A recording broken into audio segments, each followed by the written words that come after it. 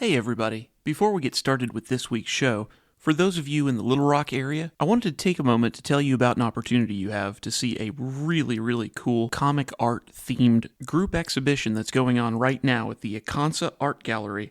It'll be up until August the 10th. That gallery is located at 413A Main Street in North Little Rock. This is not a paid advertisement, but the curator of that exhibit, Will Hogg, maybe best known as the husband of our guest from the I Killed Giants episode, Crystal Hogg, is a good friend of mine. He invited me down the other day to take a look at some of the art that they have on display at this show, and there are some really cool pieces on display. What is probably the centerpiece of the exhibit are a couple of pages. These are the original watercolored pages done by artist Sean Fitzsimmons from his graphic novel Crescent Hotel. And for those of you in Arkansas, you may be familiar with the Crescent Hotel as the supposedly haunted hotel up in Eureka Springs. These pages that he has on display are gorgeous. But I think of all the things that I got to see when checking out this exhibit, my favorite one was a piece called The Golden Egg by Jake Johnson. It's a digital illustration with these really cool purples and yellows on this page that is laid out like a traditional comic book page. I've gotten permission to share a couple of images of some of the paintings that are on display, so please go over to @GraphicNovelApostle on Instagram and take a look at a few of these pictures we've got put up. And if you are in the Central Arkansas area, please don't miss your opportunity between now and August the 10th to go down there and take a look at this exhibit. With that said, we've got a really fun show today. It was one I enjoyed a whole lot. We went very long in the recording, as you can see from the length of this episode, but we had a great time. I hope you enjoy it. Once a month, when the moon reaches its highest point in the sky and the wild creatures call out to the night, he emerges from a private sanctuary in an undisclosed location outside of Little Rock, Arkansas. Arrayed in his priestly vestments, carrying forth the good news that comic books and graphic novels aren't just for kids, that they aren't just mass and spandex superheroes, that storytelling in a graphic format can be so much more. He is the Graphic Novel Apostle.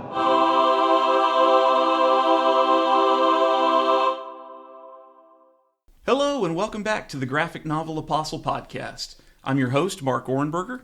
I am very happy to be with you on this Monday morning, as always. Today, we've got a good friend of mine who's going to be a guest on the show, Mr. Steven Hovater, and we are going to talk about a graphic novel that I love, which I guess is what we do every time. But this time in particular, we're going to be discussing Gideon Falls Volume 1, which is called The Black Barn. Just to run down the credits for this real quickly, this was written by Jeff Lemire with art by Andrea Sorrentino, and sometimes it feels like it's enough to say who the writer and the artist are, but this is a true everybody rowing in the same direction team book, so I also want to call out the colors by Dave Stewart, who does a lot of work with Lemire and Sorrentino and is a huge contributor to the quality project these guys put out, as well as letters and design for the series by Steve Wands. This book was published by Image Comics. It started coming out around 2018 and ran for 27 issues up through 2020.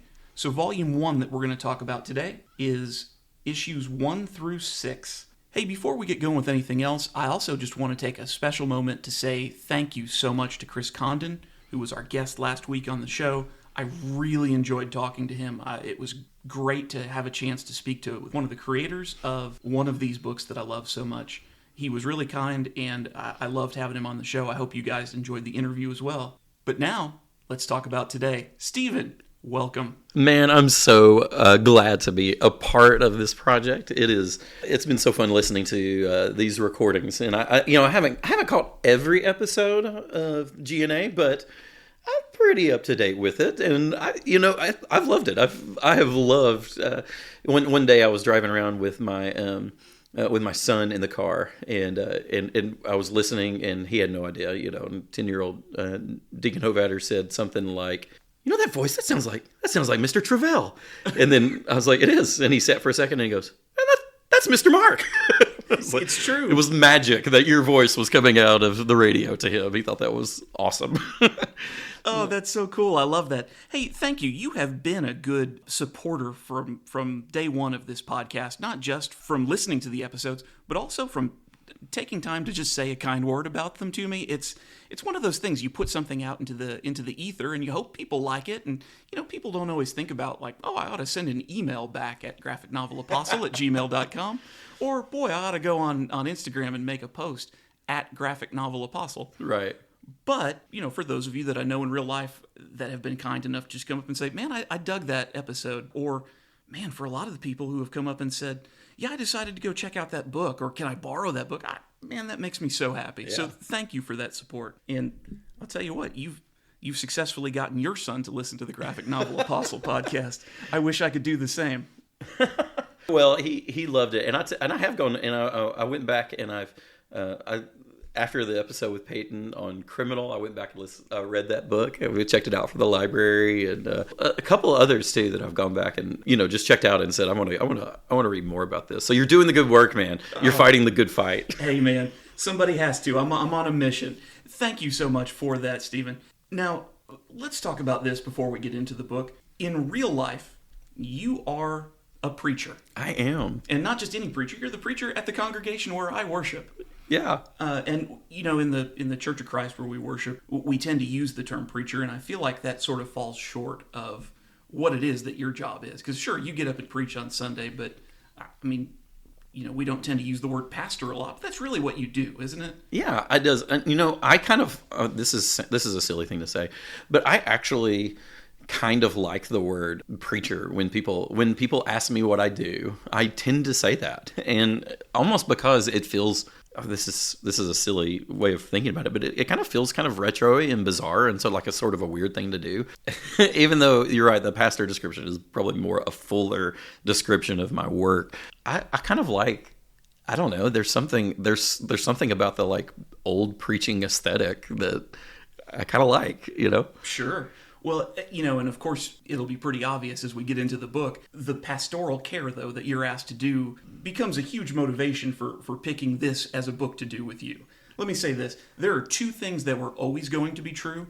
First being, I was going to cover Gideon Falls very early on in this podcast. Yeah. And two, you were going to be a guest very early on in this podcast. And I thought, well, these two things match up really well because we'll spend a lot of time here talking about Father Wilfred Quinn, and I think there are going to be maybe some comparisons, maybe some contrasts, hopefully, to the life of one Steven Hovater. But I do want to make sure we clear the air on one thing before we get any further, and that is this. Steven, to become a preacher as you are, you went through an undergraduate Bible program. You went and got an MDiv, a Master's of Divinity. And then you even went on and got a doctorate degree. And I always get it wrong and forget what that is. Remind me. Oh, it's great. It's a D-Min. It's a demon degree. It's a doctor of ministry degree. And, it does kind of have that. I mean, I guess that's sort of the inside joke of the whole thing. Both those degrees, right? The Master of Divinity. Like, how presumptuous is that? And then, to talk about, like, the demons, or the... And I never thought about it until this moment. Master of Divinity certainly sounds chilling. It's a setup. Yeah, that's the best. If you say that in a straightforward way without your tongue in your cheek a little bit, then you're not doing it right. Well, but you have gone and done the work through all this. You wrote a dissertation. You went through a doctoral program. I just declared myself to be an apostle. Well, that's great. I love the organic nature of your outreach. So there was no formal ordination.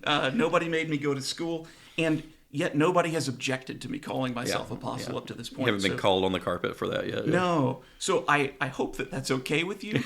Yeah, it is. Good. I just wanted to make sure there wasn't going to be anything between us because of it. No, I've gotten past that. Okay. Well, very good. And also, for any of our listeners, I do sometimes wonder, too, when people first hear the name of this podcast, if they think it's going to be some sort of like, wait, is this like comic books and you're going to preach to me? Like, are we going to do Noah's Ark comic books and that kind of thing?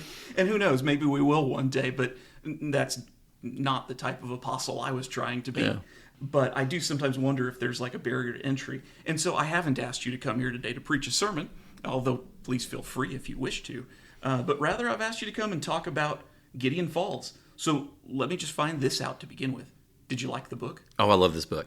I love it. Good. Yeah, I found it to be haunting, and it's a beautiful book. I mean, that's probably a distorted way of saying that, because it's not meant to be beautiful in the sense of like it portrays something good, but it has a dark beauty to it, and it's extremely well crafted.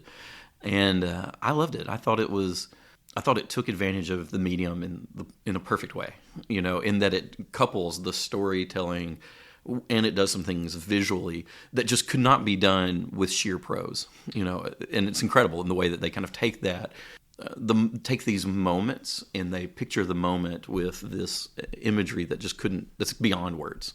Absolutely. I'm so glad you described it that way.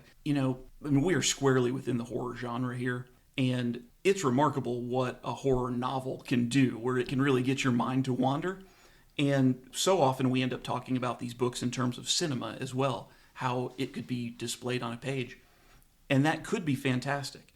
And I'm hoping someday this will be fantastic on a screen. But boy, there is something about the way you can use, to go back to Dave Stewart again for just a moment, the color artist, the way you can use color to set a mood or a tone. And with Andrea Sorrentino, the artist, the way you can use the design of the panels and the layout, which he really leans into throughout this book. Yeah, it's not just the art; it's even the structure of the. You're right, the design, the way that the storytelling is structured visually, and then the panels, and the way that they're presented. The panels themselves are incredibly artistically done, but the design of the way that they're laid out on the page sometimes is remarkable. And I want to talk just a little bit about kind of some of my thoughts on this art. And, I mentioned in the introduction that this is an art team that doesn't just appear in Gideon Falls. Starting in, I guess it was with Free Comic Book Day, which is the first Saturday in May every year, there was a comic that was introducing the idea of the Bone Orchard mythos. And this was basically the kickoff for a multi-project universe with a shared underlying mythos, which even, here now in the middle of 2024, hasn't been fully explained and is still developing. But it's been through an original graphic novel called The Passageway. As I mentioned, they had kind of a story called Prelude that was a free comic on Free Comic Book Day in 2021. They did a 4-issue miniseries that involved a couple of young girls that ended up finding their way into sort of this Dungeons and Dragons type fantasy that they had created when they were younger, and then as adults start experiencing in real life, called 10,000 Black Feathers. And then they just wrapped up a series that was one of the very best things that I read in 2023. They did this maxi series. It was like a 10-issue series called The Tenement, and it was awesome.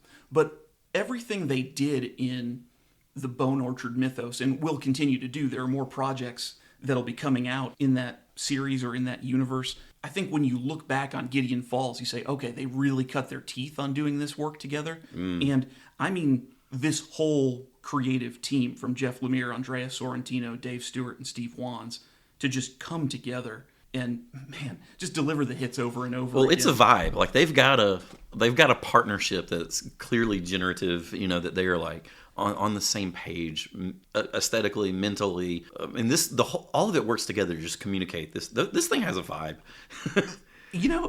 That's a term that gets used a lot. I think that fits perfectly for this. Yeah. It is a vibe. It's a mood. Yes. That runs throughout this. And, you've made allusion to this already, and we'll point it out occasionally as we go through the book.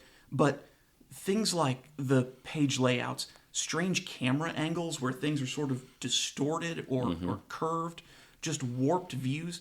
This is an odd reference, I think, to make, but it reminds me in some ways of the camera work in, like, Fear and Loathing in Las Vegas, where you had these sort of loopy scenes where it was like, okay, reality is being completely distorted here. But something else is, even when they're not doing something unusual with the page or the page layout, the art is grainy. It's almost like there's something fuzzy about the focus. And then when you look at the coloring, you have these muted colors like Dave Stewart had mixed a bit of gray into every other color, except for when they wanted it to really stand out and be bold. And they're not bright, bold colors. They're still darker, like reds that just pop off the page. And then even Steve Wands' text bubbles, usually they're like these perfect circles with a dark outline, or they're a very jagged circle because they want to show somebody is mad or something like that. These are just kind of fuzzy. I was thinking about, like, if you took a piece of construction paper and tore it in half, and you looked at the torn edge and you kind of ran your finger along it, it's almost like a little bit fuzzy. The word bubbles are like that even in this book. Well, it all comes together to have this sort of grungy aesthetic to it, right? Like and a very deconstructed sort of aesthetic in the way that like all that kind of grimy feel to it. And not that there's lots of things that have that feel. They're extremely successful in holding that all together, and it's part of the characters too. Yeah.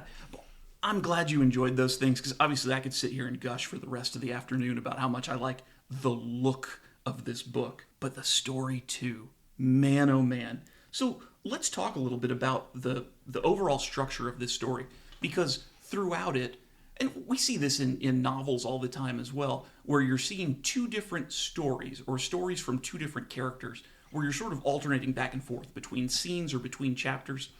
I remember this standing out to me so much in the book Gone Girl when I was reading that. The chapters were all short, and every one of them shifted back and forth between the husband's perspective and the wife's perspective. And I remember like almost getting angry, because I'd be like, I just got into this. Why are you jumping me to this other one? But here, I think that manner of storytelling also fits so well, because there's usually something thematically parallel between the two stories. And it's funny. In a way, preparing for these different episodes of the podcast, it's almost been like doing an academic study of these books. And as I sat down to make my notes after having read this through probably 3 times over the last couple of years, I was like, whoa, there are more thematic parallels scene to scene than what I really had fully appreciated. Well, and I think one of the things that's incredible about the storytelling is there's a deep sense of mystery in this story, which good horror genres like have to have, right? And the unseen is just as important in every panel of this comic as what is actually seen, right? And so this, by shifting away, so right when you have that moment of tension, and then they shift the camera back to the other perspective, it almost heightens that, right? Like it heightens the unseen and gives you that kind of lingering, unresolved sense as you go through the story. Good point. And to give our listeners a heads up, when we get to the end of this 6-issue first volume, there's still going to be plenty of mystery to be had. I have to say, I have so many questions, and some of those are things that I want to, we'll explore a little bit, but some of those are just unresolved. Some of my questions are unresolved because that's the nature of this volume. The story goes on, and we're really just looking at the first glimpse of something that's going to go on through another, however many other, 5 other volumes? 5 other volumes, yeah. Is it resolved at the, or is this whole project completed now? Yes. Okay. Yeah, whole thing is done. We get the story at the very end, and it's good all the way through. The nature of my job is such that we have a full 2 weeks off at Christmas time. We have a shutdown in our office, and there's really not that much work that actually comes in that has to be done, thankfully, during that period of time. So you have some free time on your hands. And I owned the first volume or 2, and I'd read them a couple of times. And this year at Christmas, Natalie got me the rest of the volumes for Christmas, so I had the full set. And I sat down and I read all 6 volumes over the course of about 2 or 3 days. And it was one of those, I was staying up late at night. I was, just give me more. Well, for my way of consuming stories, like part of what's tough for me in like the comic book sort of genre is that I tend to blaze through things so quickly, and then cliffhangers kill me. And there's so much that I can just imagine reading through the separate issues that make up this volume. Oh man, that sounds torturous to me, because the story is paced. It's not quick paced. It's kind of, there are moments that are quick paced, but I can just imagine that I would just be dying, to have more resolution of what's going on.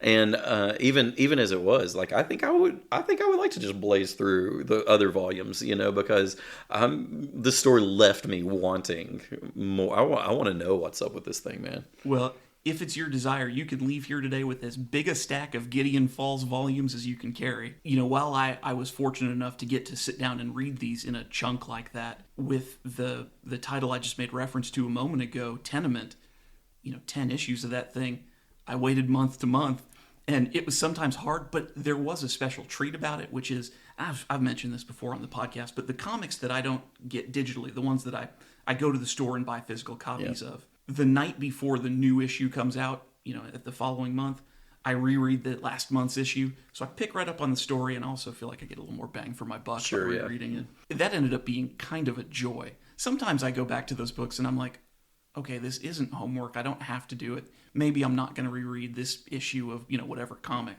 I never had that feeling with Tenement. Yeah. But let's talk about what those two stories are that are going to shift back and forth in Gideon Falls.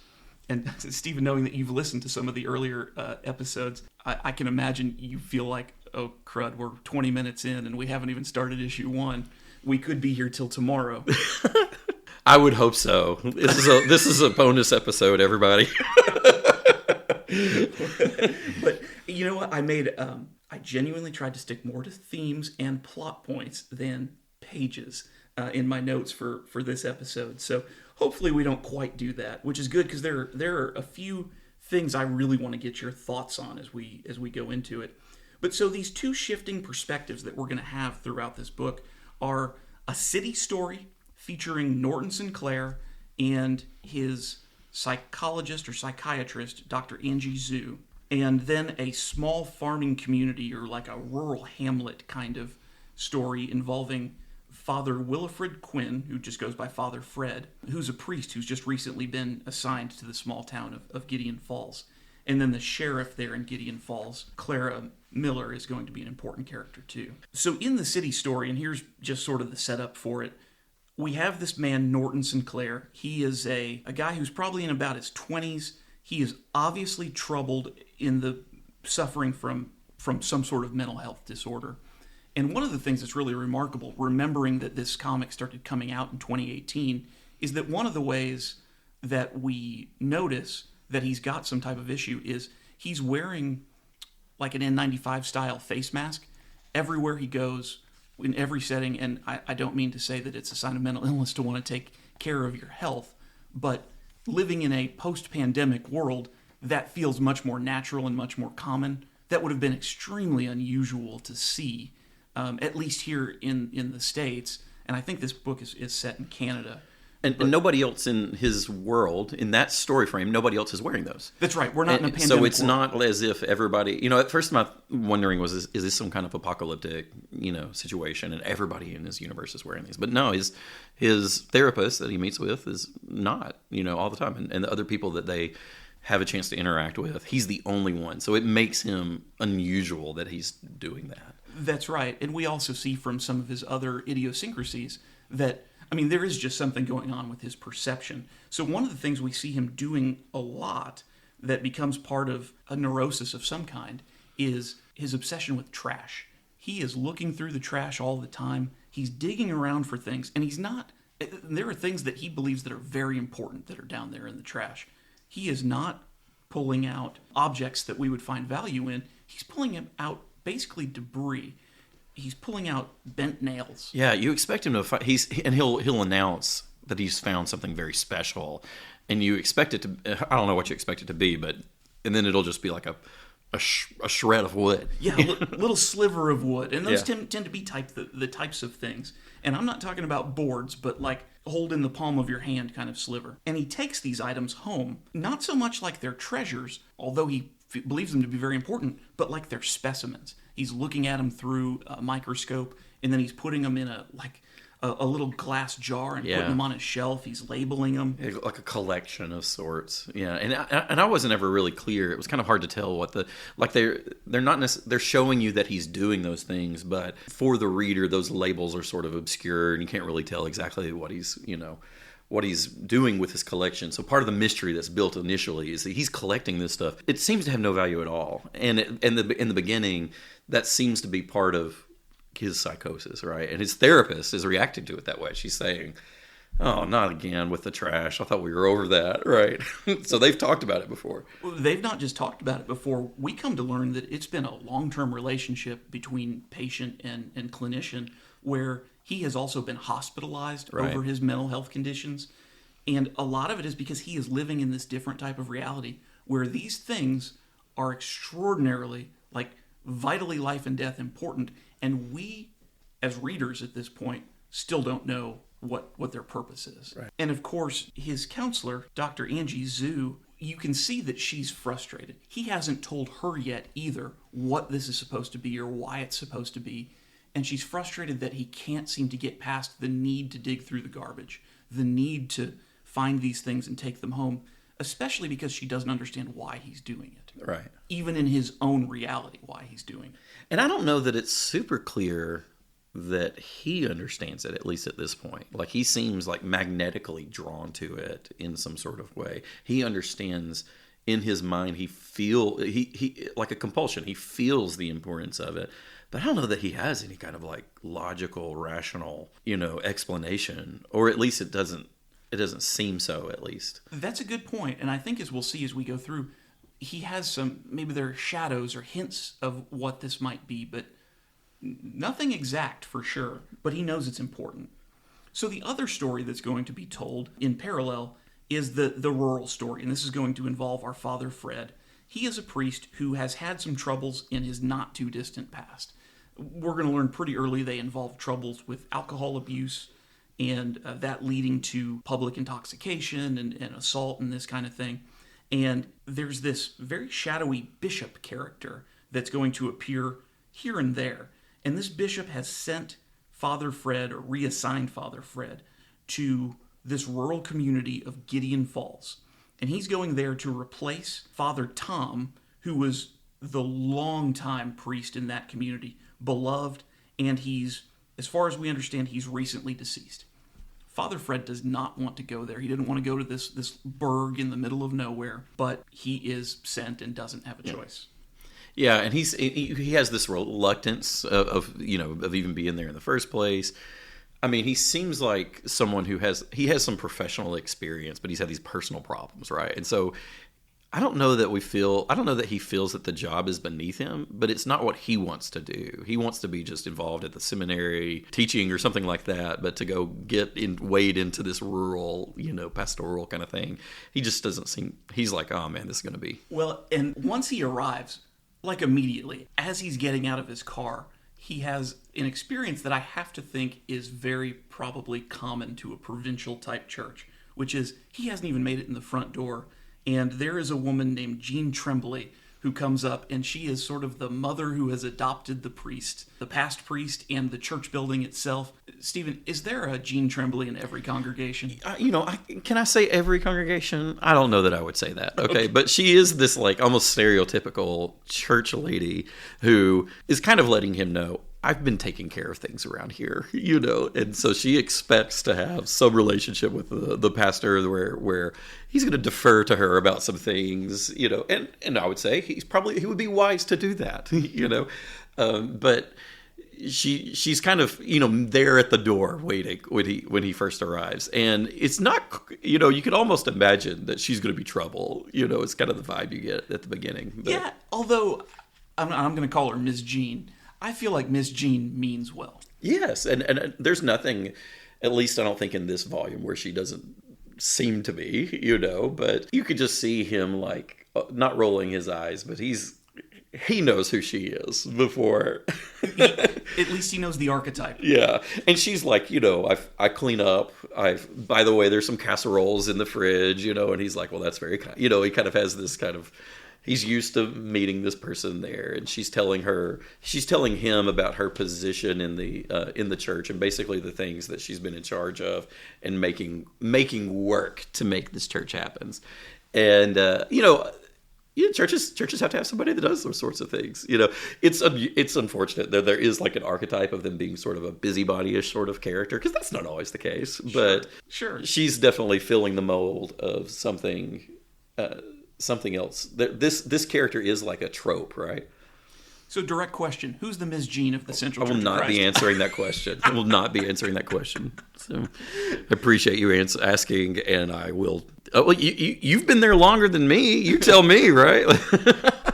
No, it is an interesting thing because one of the things that happens in this role, and I know this is part of the conversation that I would imagine that you've pitched to me with this kind of comic, is that there is this like congregational role. But his relationship with the church as a pastor is sort of limited, at least in this volume, and to Miss Jean, and I guess she kind of represents something of the congregation, and then we'll see him preaching to the congregation later. The one thing, though, story point that we take away from this first introduction to Miss Jean is that there is something mysterious about the passing of Father Tom, because when Father Fred brings it up and just says, hey, nobody really ever told me what happened. Was his heart? Was older guy?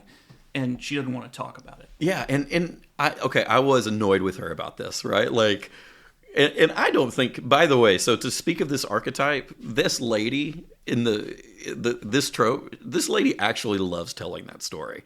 Okay, so I disagreed with the writing at this point because I think that woman in real life, she is delighted to be the one that gets to tell the story about what actually happened. You think she has a theory too? Oh, I'm sure she has a theory. So her withholding that story, I was kind of aggravated at, but it does serve to preserve the line of mystery that is part of the narrative device here, right? But in real life, yes, that lady tells him exactly what happened and what she thinks is behind it all, right? That's right.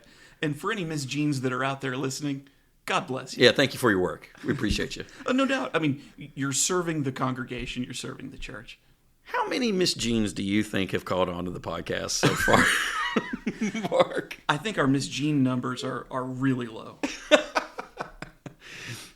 But yeah, you gotta think, and I genuinely hope that as I read these future volumes, that Miss Jean will become a more of a character in the thing, because she does present herself formidably to Pastor Fred at the beginning here, right? She does, but I would say that as our story continues within the next 5 minutes, I think we have probably some indications that she won't become a major player in the story, but we'll get there in just a second.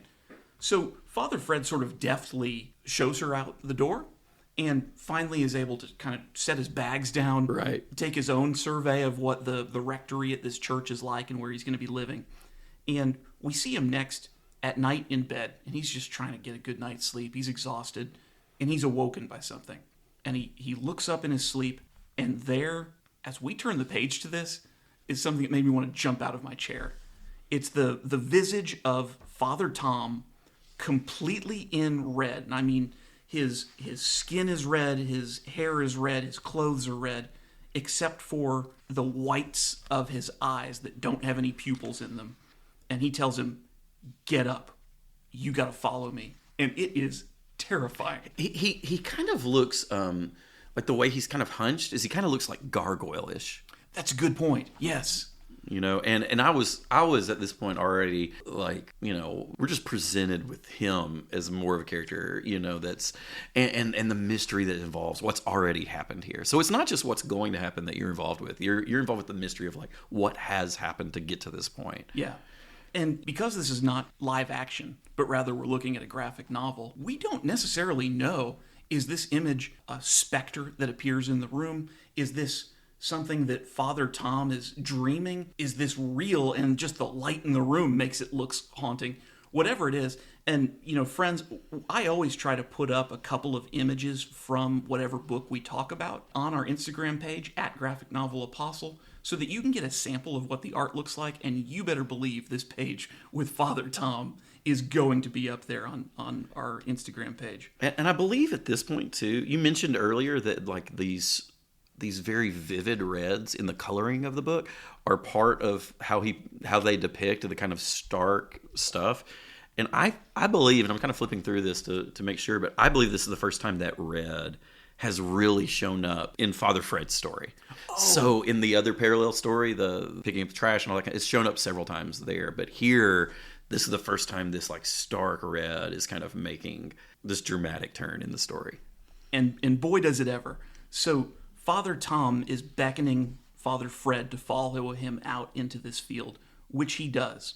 And what we get over the last few pages of issue 1, think about this. This is issue 1. This is the introduction to this story that's going to play out over the next few years in real life of publication.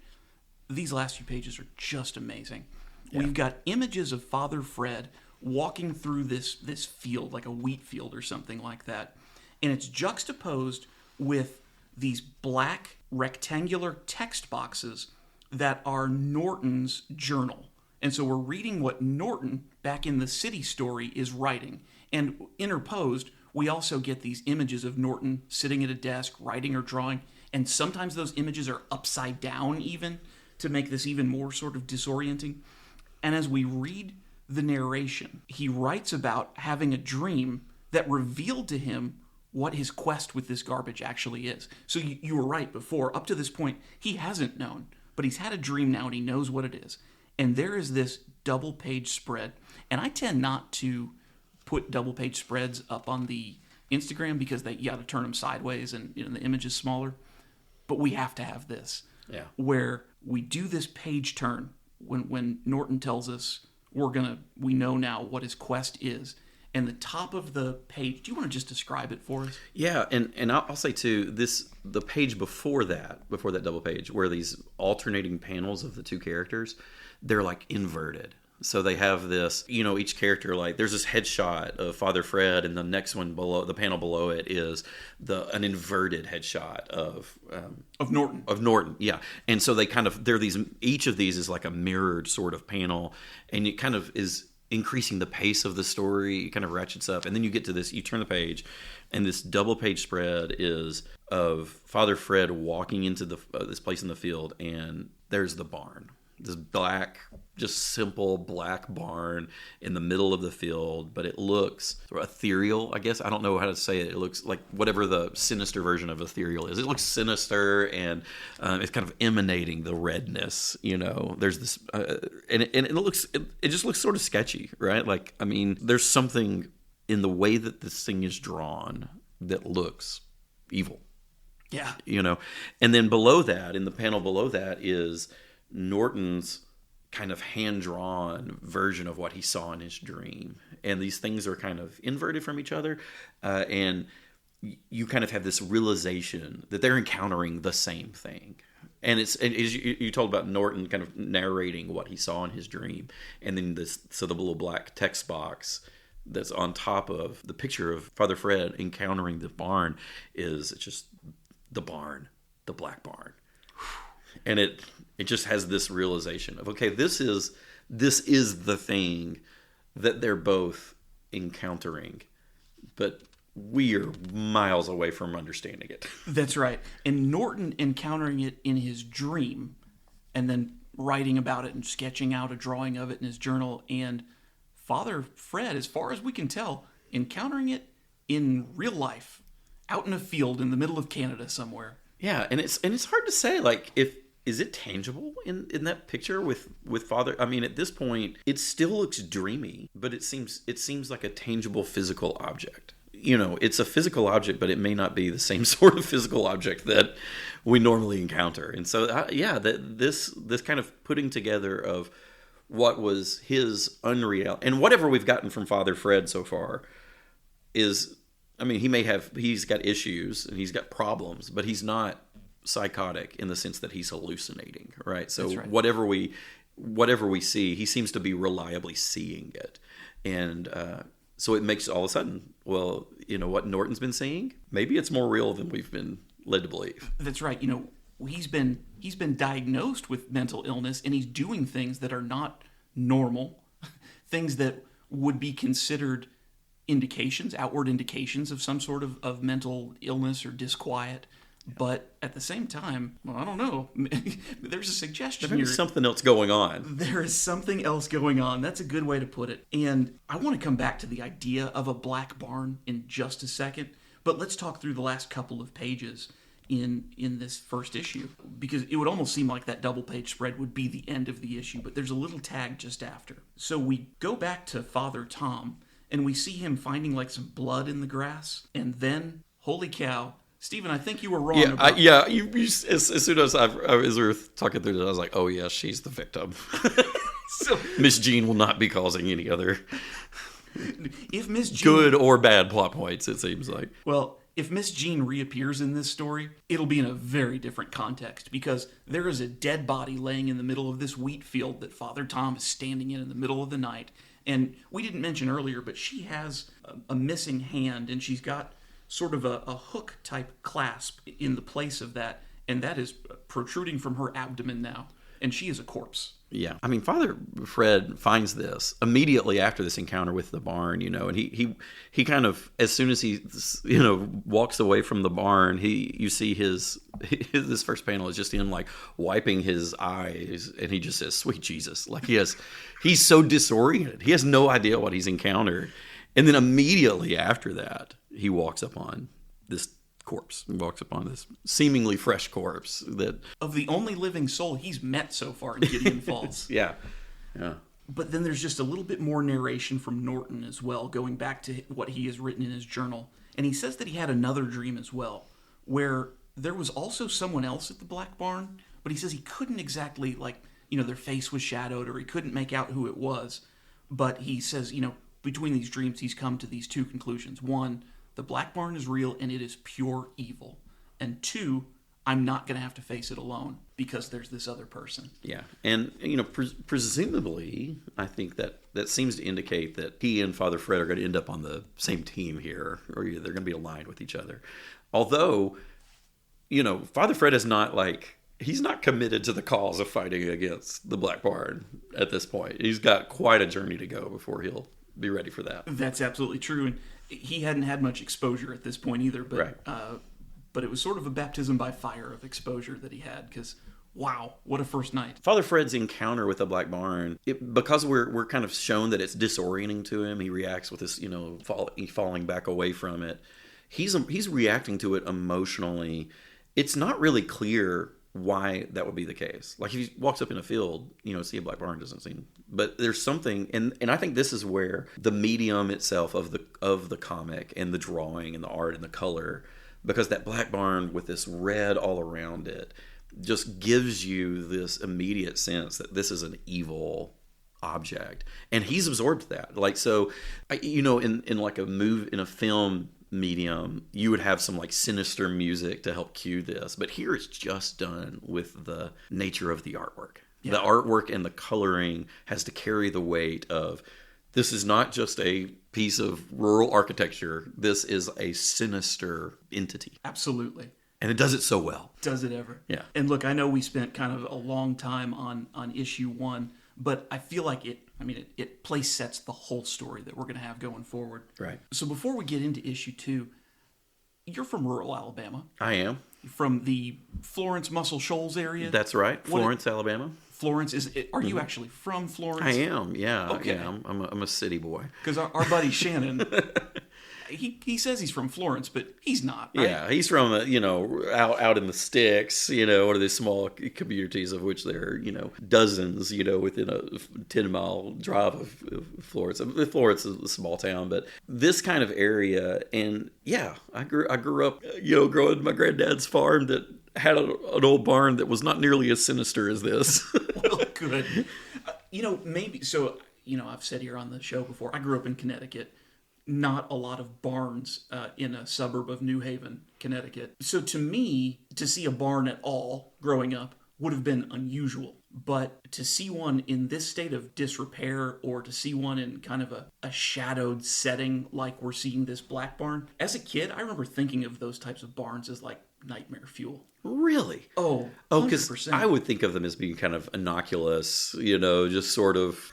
No, opposite. There. So yeah, they're all like this. There's no brand new barns.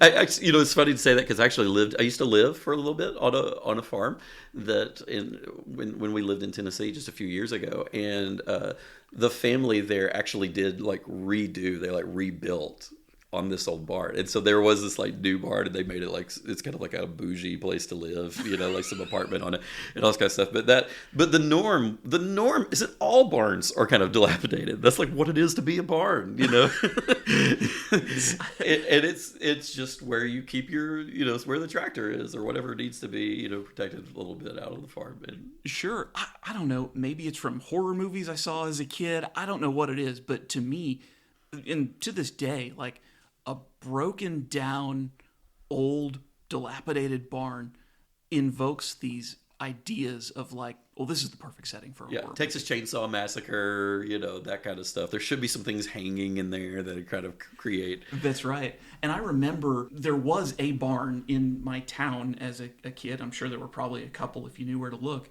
But within the range where I could ride my bicycle to some of my friends' house and stuff, you'd go down this, I had this one friend that lived on a street that just sort of dead-ended into some woods.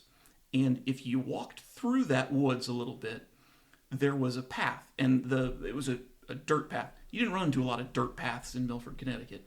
But this dirt path was a driveway of some kind. Somebody had a bigger plot of land there, and there was a barn back there. And it was long since abandoned, and I'm not going to say I was just like terrified of this particular barn, but there were, when I would stop and look at it, I didn't ever go in it. I chickened out there, but to me it was like, there be ghosts in there. Well, for me, it was like, there be snakes in there. When I think about like so when I would go to my Papa Melma's house, and this is not in Florence, this is in Colbert Heights. Okay, this is the Colbert County, out in the county.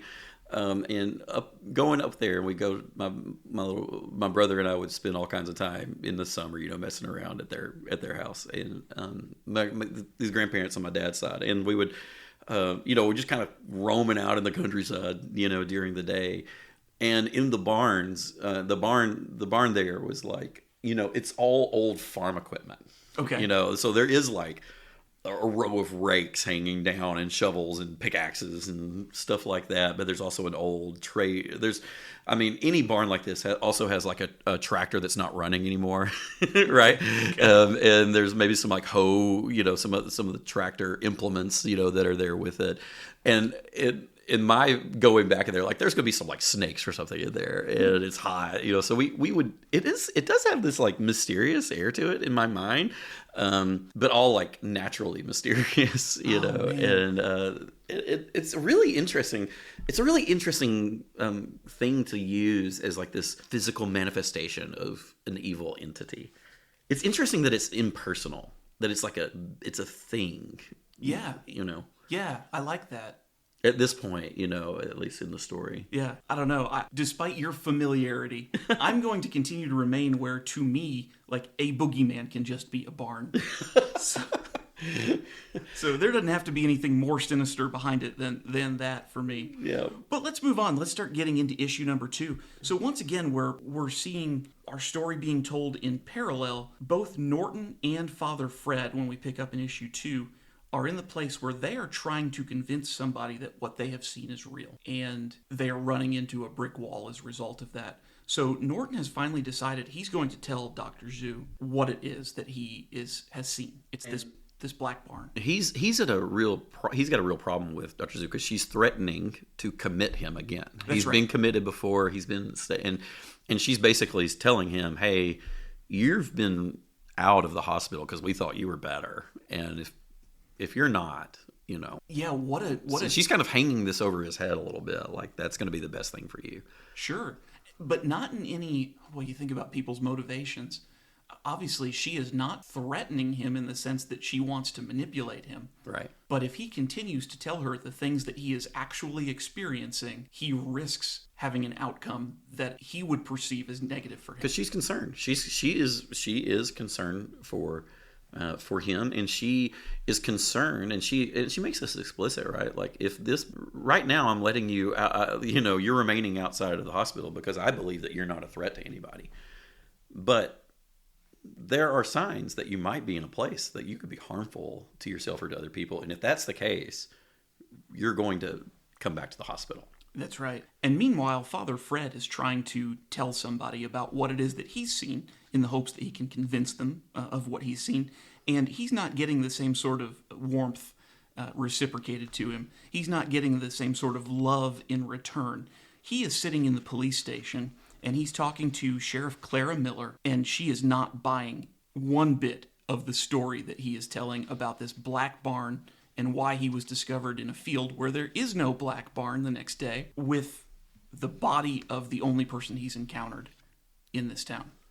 Oh, and also that he's in there talking about how Father Tom led him there. And of course the detectives are telling him, Father Tom has been dead for weeks. He drowned, although we do learn his body had not been found. Right, but that's the part that's what really, they're sort of sympathetic to, you just found this body or whatever, except for his insistence on Father Tom. And that's the part that they're just like, no, we worked that investigation. We spent weeks, or we spent so much time dragging the river, or the divers were like dragging the river and all this kind of stuff. And he's dead. Yeah, absolutely. Even though they hadn't recovered a body, they're refusing to believe what he has to say. Yeah, they've done the paperwork. We already processed that. Yeah, we're not reopening the Father Tom case. The file has been put in the drawer and closed. Do you think we're reopening it? But right in the middle of this interrogation, one of the other deputies comes in, and the sheriff is mad that she's being interrupted, but he says, look, I felt like this was important. We found another body. Yeah. And it turns out it's Father Tom's body. Yeah, and it wasn't from weeks ago.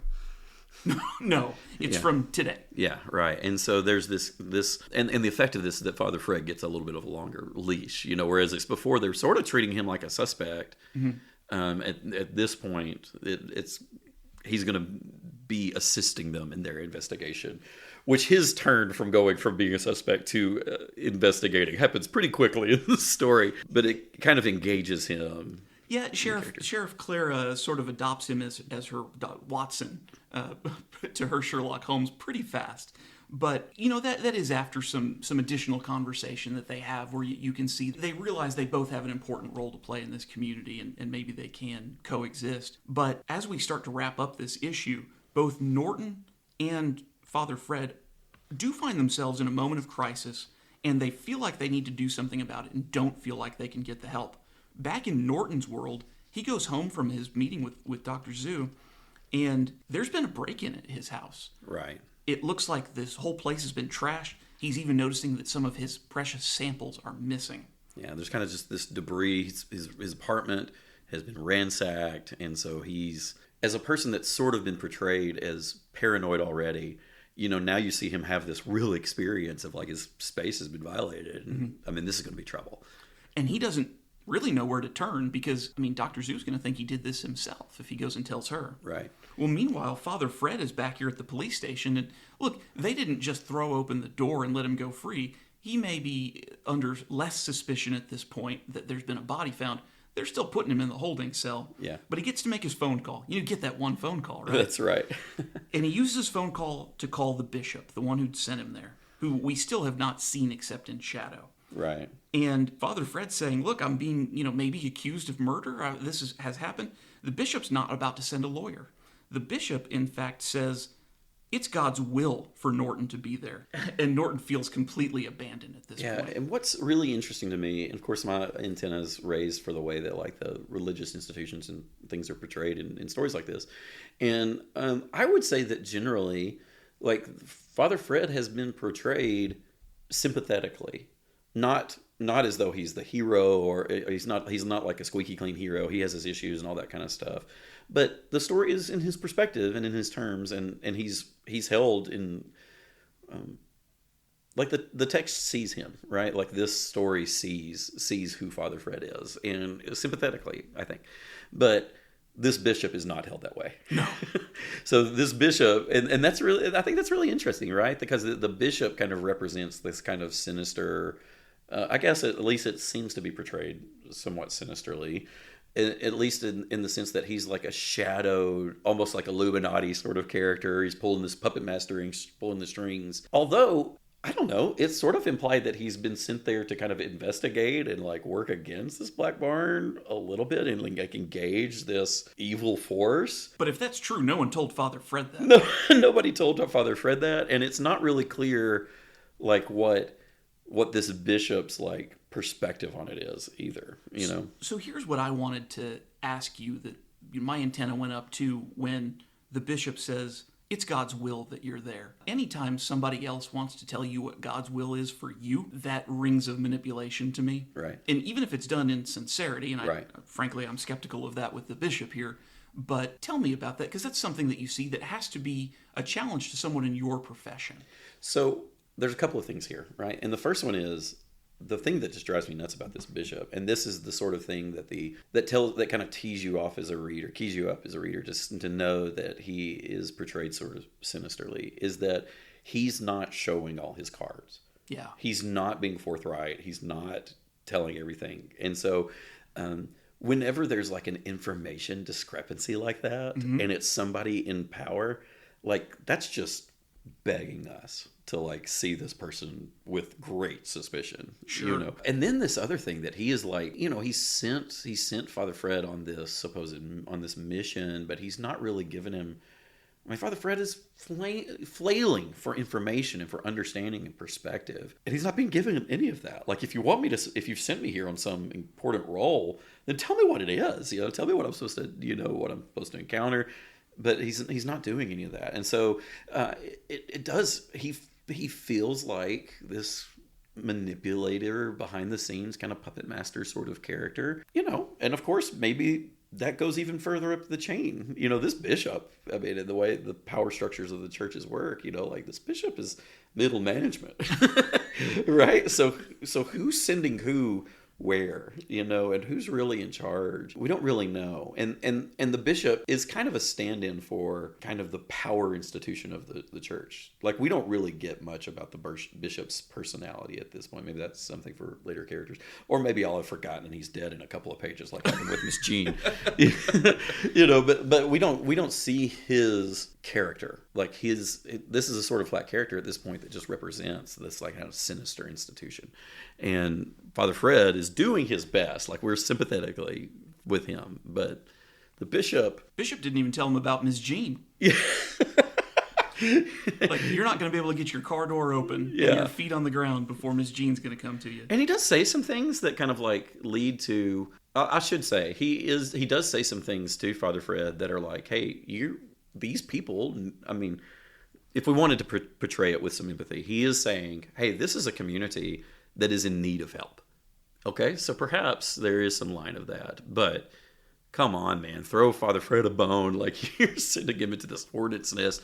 Like, are you telling me that you had some intuition? You already knew that there's some like demonic something happening here, and you didn't acquit me for that? You know, sure. Pretty frustrating, I would think. Well, and to speak to the format as well, this being in a graphic novel, the character whose face you never get to see and is only shown in shadow, usually that's not somebody who has the best interests of the character they're speaking to at heart. Do you notice too in the way that the art here, this particular dialogue is portrayed, like Father Fred's face is like kind of, I don't know what you would call it, but the lines of his face are kind of deconstructed a little bit in the way that he's kind of, it seems almost pathetic. Like, it seems like, you know, he himself is in this blurred situation and everything's getting kind of fuzzy. You feel for him in this moment. Sure. So one last thing that happens, a little tag on the end of issue number 2 that's going to propel our action to the next story, is Dr. Zhu is out on the street. She's talking on her cell phone. She's just, you know, getting in her car at the end of the day. And holy cow, right here in the middle of the city, she sees the Black Barn. Yeah. And she falls down on the ground. She's terrified. I was surprised by that. Yeah. When it came, I kind of expected her to continue to have this almost helper but antagonistic sort of role with Norton, and for her, but all that changes so drastically when she encounters the Black Barn. Yeah, although, you know, as we start talking through issue number 2 in a second, she still has a little bit of reluctance. I said issue 2, and I mean issue 3, and actually let's just go there. Dr. Zhu goes back to Norton's case file, and she's rereading it, almost as if, like, she wants to do a reality check for herself. she has heard all about this black barn, and she's heard for, however long about this important mission of undefined purpose that Norton has been on for, years, I guess. But now she's seen it. And I think there's some reference in the text to, like, she's questioning of, okay, well, there's such thing as mass psychosis and shared delusions or something like that. Yeah, her initial response is, oh, great, I'm delusional now, too. Sure, because she knows what reality can be, what reality is, and the idea of this black barn that's just been described to her suddenly appearing in the middle of a city street does not comport with that reality. Yeah, and I guess this is the last spread here of issue 2, and I don't remember if these come up like this all the time, but when she sees the barn, when she meets the barn, we're again kind of stunned at the close of the issue that this sinister object, and then she has a similar reaction to Father Fred when he saw it. His reaction was sweet Jesus, and her reaction is, oh God. Which, you kind of wonder, well, I wonder if the next time it'll be seen, if someone will go, oh, Holy Spirit. But they both have this, like, almost desperate, and of course that's just kind of a way of expressing astonishment. But it's a divine call, right? Yeah. Like, they both are, like, stunned by this inbreaking of a sinister reality. Sure. So I am really interested to hear what you have to say about the beginning of issue number 3. Oh man, I love this so much. And so let me just set up for you where we are, because Stephen, I can't wait to hear your perspective on this. Father Fred is sitting in his rectory, and it's probably the day before, 2 days before, he has to have his first mass with the congregation. And he's got his coffee, and he's got his pen out, and he's got his notebook with his blank page, and he's written a line and he's scratched it out, and he's written a second line and he's scratched it out. Right. He does not know, after the events that have just transpired, how on earth is he going to introduce himself to this congregation. I wanted to read what he had scratched out so badly, but I at least with my glasses, I can't quite make out exactly what he scratched out. It looks like one of the words is "my preconceived" or something like that. I don't remember. I see I'm going to guess that these are intended to be so indistinct. Yeah, that we just can't read them. But he is stuck. He's just looking at the blank page. So, he's struggling to figure out how to express. So he's in a bad spot, right? Like, he's, as soon as arriving, the church member that he knows, who's supposed to be kind of the one helping him run the church, I guess, is found dead. He's been arrested, or at least I don't know if arrested is the right word, but he's been taken to jail. Hasn't been charged with a crime, but he has been arrested. Yeah, and he's been, or at least questioned. He was detained. He was detained. Yeah, that's right. I'm not a criminal lawyer, right?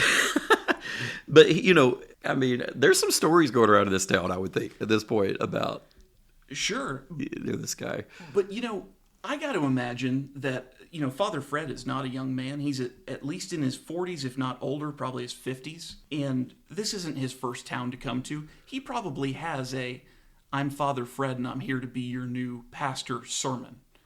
Well, and even more so, okay, so in the Catholic tradition, like, and I do think this is something that's a little misrepresented in the story, okay, because in a lot of church, not ours, okay, but in a lot of church traditions, including the Catholic tradition, like, you preachers in those traditions begin the process of preaching based on what the text is for the day. So you have a lectionary reading, you have a selection of texts, maybe 3 or 4 texts, and you sometimes I'm a little bit jealous of my colleagues in these traditions because they have a given jumping off point, right? So you're going to preach from one of these texts and you start there. The text doesn't show up. So there's no what's portrayed here is, now I believe his Bible is on the table, but it's closed. Okay. And so he doesn't read a passage or anything like that. He's just trying to express and speak to the church in light of what's happening in their community, which is not inappropriate, by the way. That's very acceptable even in those traditions too. But the idea that he's starting with a completely blank page seems a little overdrawn to me. Like, he could at least have a text to work with here. But he is so dumbfounded by the realities that he's encountered. We're not real sure that he's going to make it. Fair. I mean, and then he pulls out the bottle of liquor that he's sort of tempted with here. Yeah. And I don't know, I think for our conversation, that's less of interest to me. And I suppose we're not ever told explicitly this is a Catholic arrangement, but, I suppose it could be.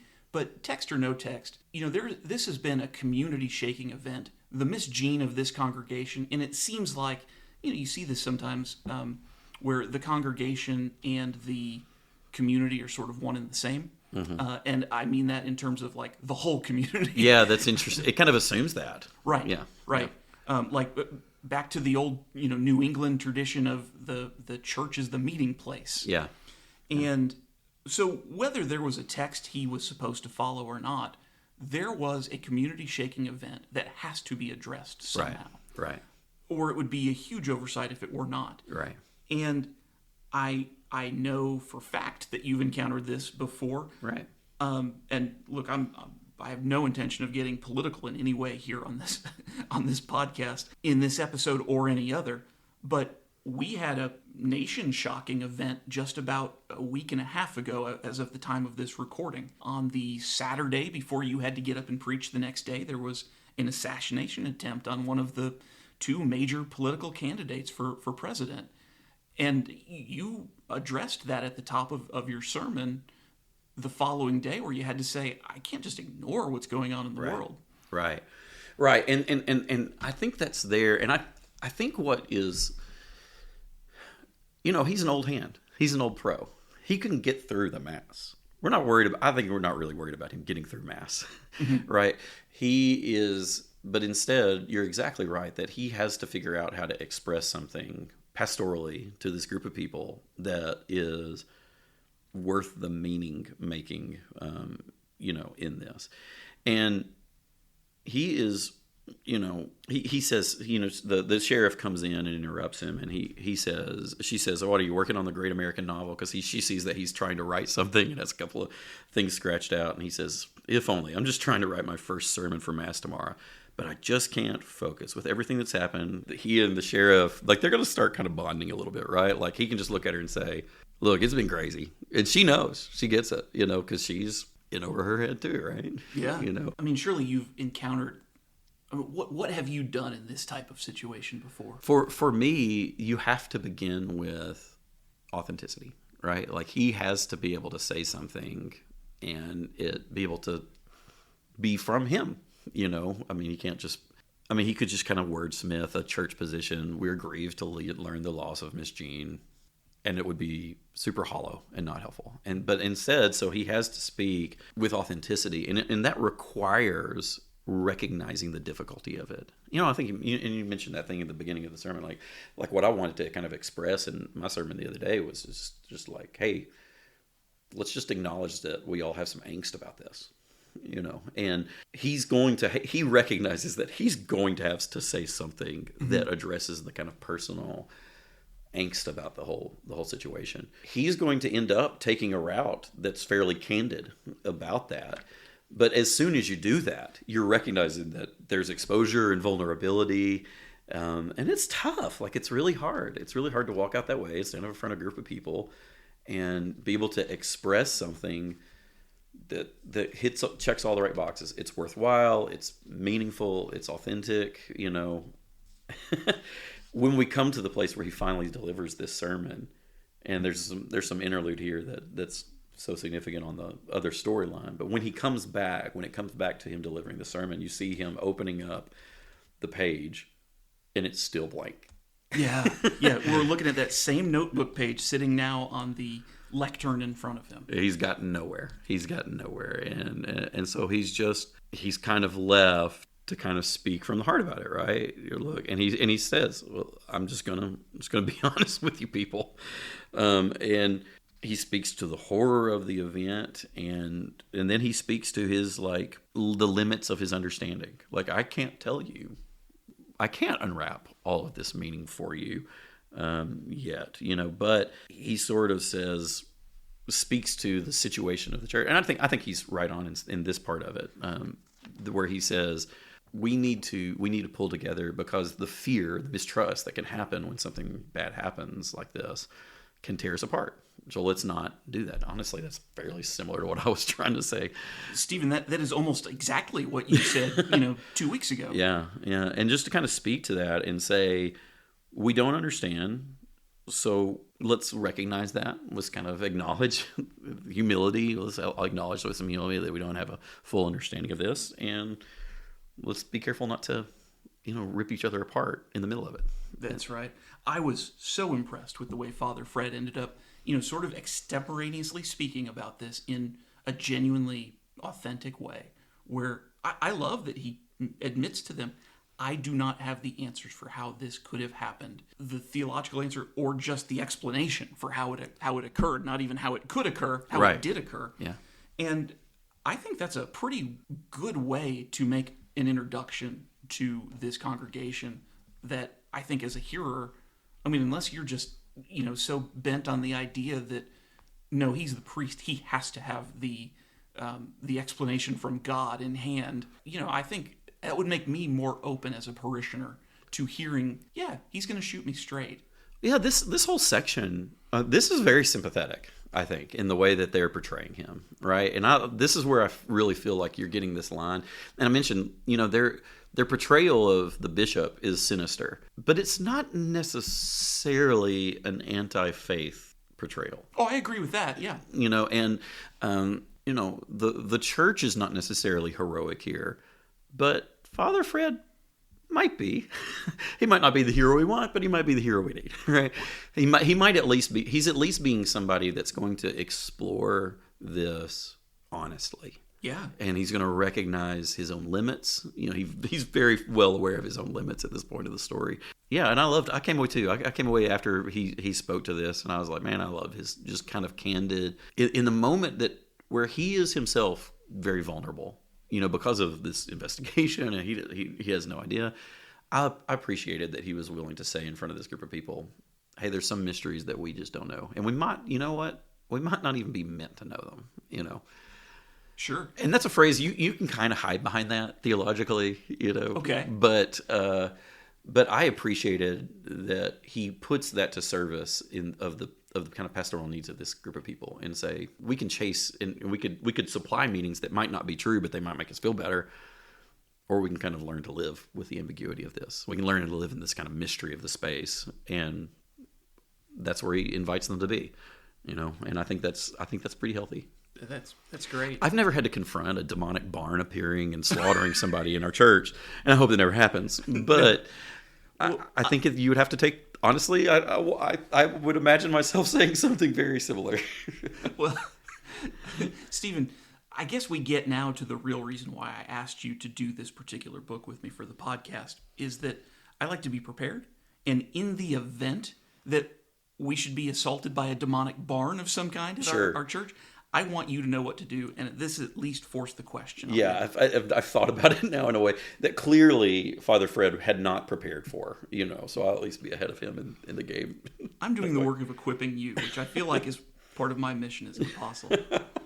Well, I love this part, and I am really curious about how that'll continue to develop over the story.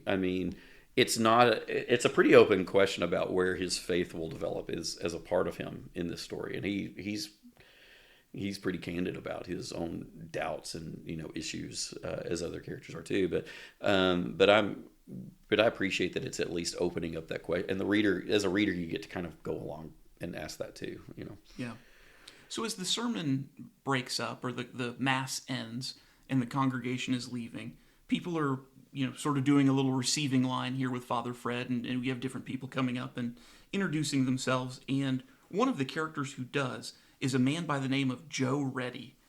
And we had seen Joe Reddy. We hadn't been introduced to him as a character, but right in the first opening pages of the first issue, when Father Fred was just driving into town, making his way out to the church, he's driving through a downtown street of Gideon Falls, and he looks out the window, and there's this guy standing there up against a bus, just leaning, and he's got this like Cheshire Cat sort of scary type smile on his face. I looked at those pictures of who we now know as Joe Reddy. I looked at those initial pictures of Joe Reddy before he's introduced to us so many times. Because Cheshire Cat's a great descriptor because he looks so enigmatic and and he's got this look. Like you have a sense something ain't right with that guy. Yeah. I mean, and then he disappears for 2 more issues. You know? Yeah, right. And so you would naturally sort of forget that, I mean, a character that didn't even speak, appeared, but he did make you feel uneasy. Yeah. Yeah, and he really does. And he doesn't have the same mysterious character in these pages when we meet him after Mass that day, but I mean, I had this guy on my radar from those opening panels, as this is what is up with this dude? I mean, he kind of is, you're right. It says he's like driving into town, and he just kind of looks and he watches Father Fred go by, and you just have the sense of like, well, is that supposed to be just his introduction to this rural town, and everybody's going to be suspicious of him? Right. But it's not suspicion of Father Fred. It's almost like he knows something that's up that Father Fred does not know. Yeah. And then we were kind of launched into that conversation with Sister Jean, who kind of took over. And then by the time he's inside, we've kind of forgotten about the mysterious weirdo by the bus. Yeah. But now we're back. Yeah, that's right. So the very next page, after we've had this interchange or interaction between Father Fred and Joe Reddy, who says, "Yeah, you got to come out to my farm sometime. You really ought to come out to my farm," and he's insistent on it in a way that's a little off-putting. Yeah. But we turn the page now, and Dr. Zhu is in Norton's apartment, and she's standing there, and she's starting to kind of come apart. She doesn't quite know what's real and what's not anymore. But she has seen in her own mirror, when she's back at her apartment at some point, she had seen in her own mirror the black barn appear in the background again. And so now she's ready to sort of let some of her doubts down and be more open to what Norton has to say. So she's standing there in Norton's apartment, and she's telling him, "I saw the black barn. I understand. It was real. It was no dream.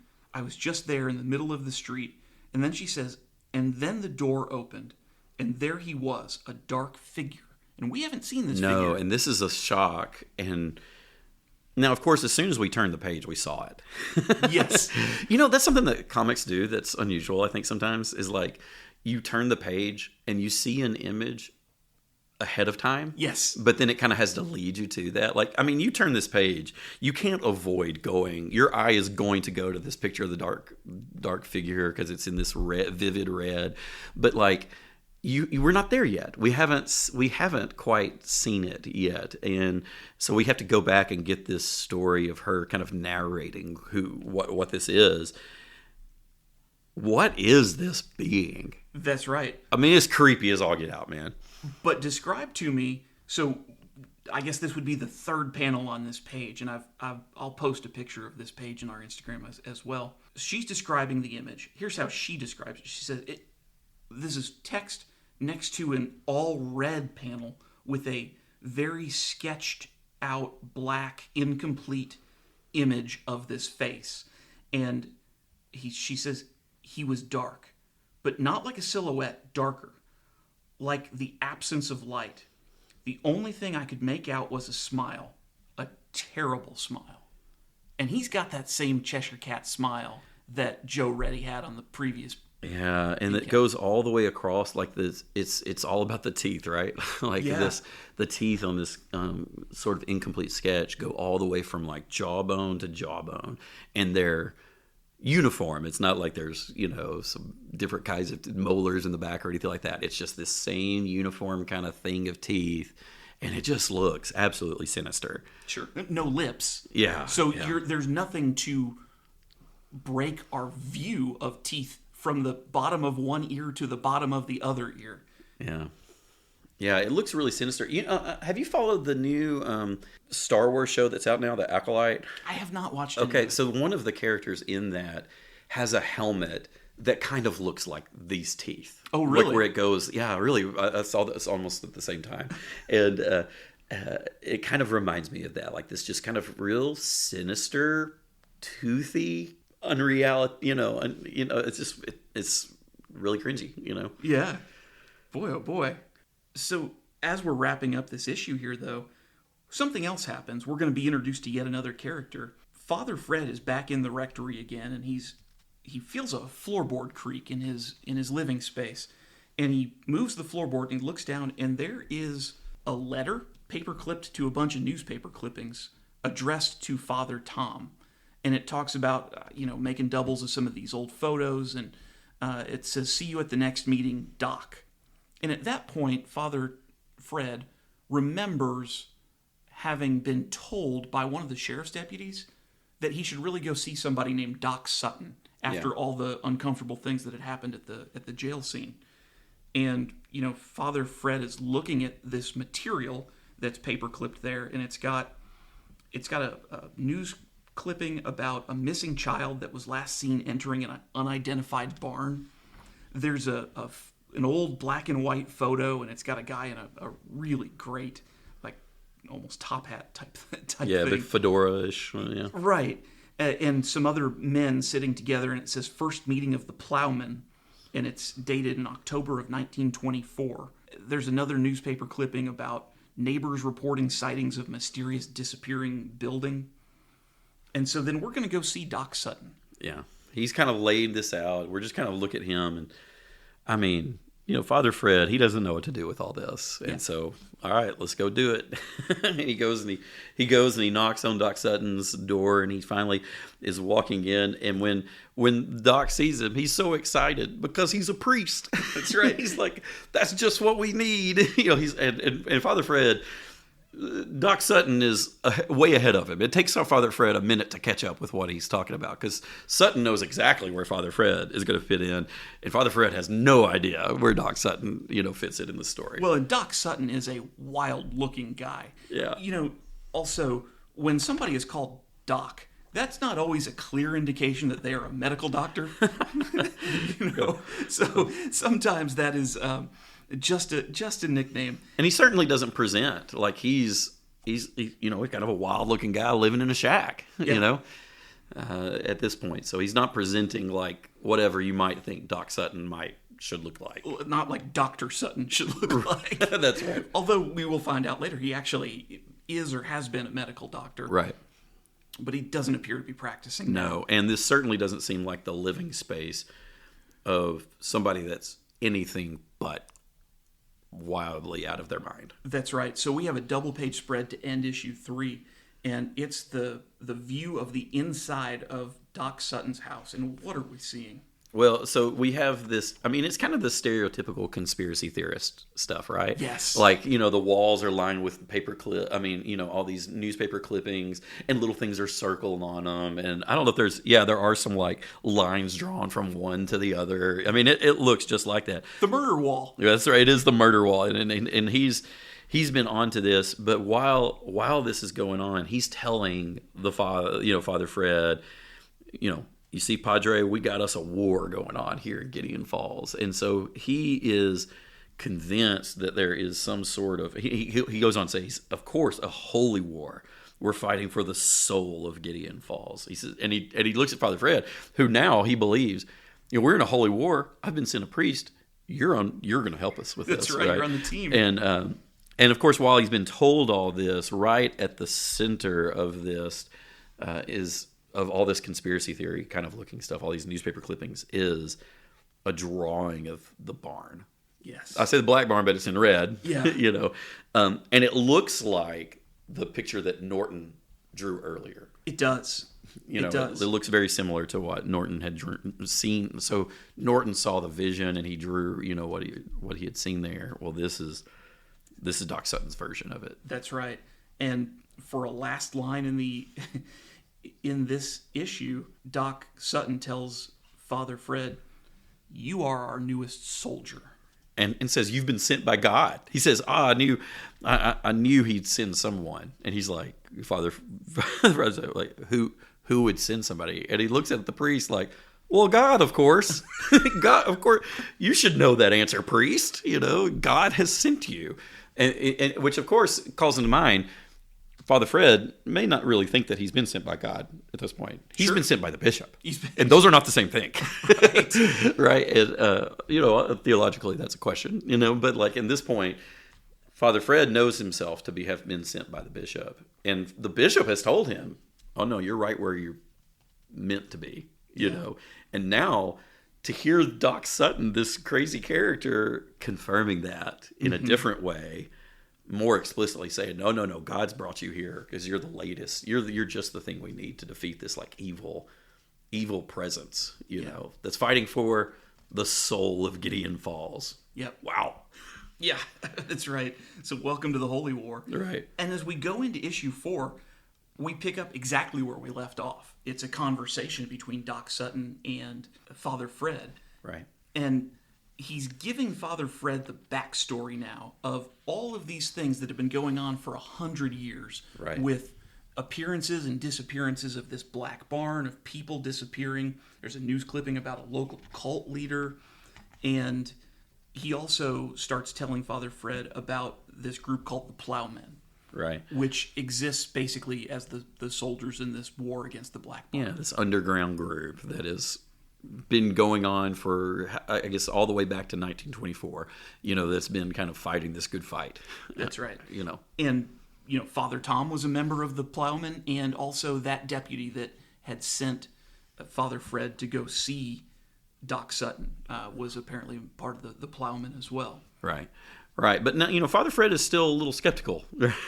Sure. Right, he's still like, oh man, you guys are off the rails on this. And, when I read stuff like that, I wonder, like, where would you be in the kind of skepticism? Is his skepticism, I mean, he comes in and obviously like this kind of wild conspiracy stuff. Yes, that would make you go. But he's also seen the mysterious black barn in the thing, and so he's kind of trapped between his own wild experiences and what would be normal, rational behavior. And he knows that what's happening here is off the rails. Sure. But he's also seen the Black Barn and met Father Tom in the middle of the night, and stuff's up. Well, and to further explore that idea, this was chilling. I liked this. So Father Fred is so put off by what he has seen and heard here that he turns around and walks out. And he says, I believe in God, Doctor, not in science fiction. I'm sorry. Yeah. And a few pages later, Father Fred's going to end up having a conversation with the sheriff. And they're talking about these local legends. And the sheriff at one point says to him, I don't really believe in the mythology of your team either. Right. And, Father Fred sort of accepts that. Like, okay, I believe in a God. Because he asked her if he's going to see her at church, right? Yeah, that's right. And she's like, I don't really believe in your side of this stuff either, you know? That's right. Before we talk further about this story itself, I wanted to ask you about this. The opening scenes here in issue 4 deal with local legend. So true or false, it is the local legend of this place. I'm sure everybody in this town, even if they've just heard it because of these crazy conspiracy theory people, they've heard about the Plowmen. And they've heard about the Black Barn, maybe, if not the Plowmen. Yeah, I wonder about that. It's sort of hard to say how public the Plowmen are. Sure. Although I do, are there a couple of those newspaper clippings that show explicitly the Plowmen as an entity? I can't. All of those. A lot of those are just about like mysterious building or like kidnapped child or missing persons and things like that. No, I certainly had the idea that the Plowmen was like a secret organization. Yeah. And maybe I'm wrong to say everyone in town would know of the Plowmen, but they would know something about this mysterious history of the town. And so I wanted to talk to you about like the idea of local legend. Did you have any of that? Because it seems like every town does. Oh, yeah. Now, I'm awful at remembering and recalling these sorts of things. But, yeah, absolutely. Old so-and-so's house or, whatever you see. And this is where that... So, and I wonder if this is still the case. In my hometown of Milford, Connecticut, at least on the side of town, there were 2 public high schools in town. And so, it was almost like you you could live in a different reality if you went to the one high school versus the other high school. But at least on my side of town, there was this road that it went through a really wooded area. There were a few houses back down this wooded area, but it was really hilly and really curvy. And like, I don't know who designed this road, but it was a wild place. And it had a different name. I don't remember what the true name of the road was, but like a high school student would call it Melonhead Road, because there was some legend about this family that lived in one of those houses down there, and they had these giant oversized heads, and they were the Melonheads. And the thing to do was, in like the dark of night, turn off your headlights and drive as fast as you could down this road. Now, I drove down that road a bunch of times.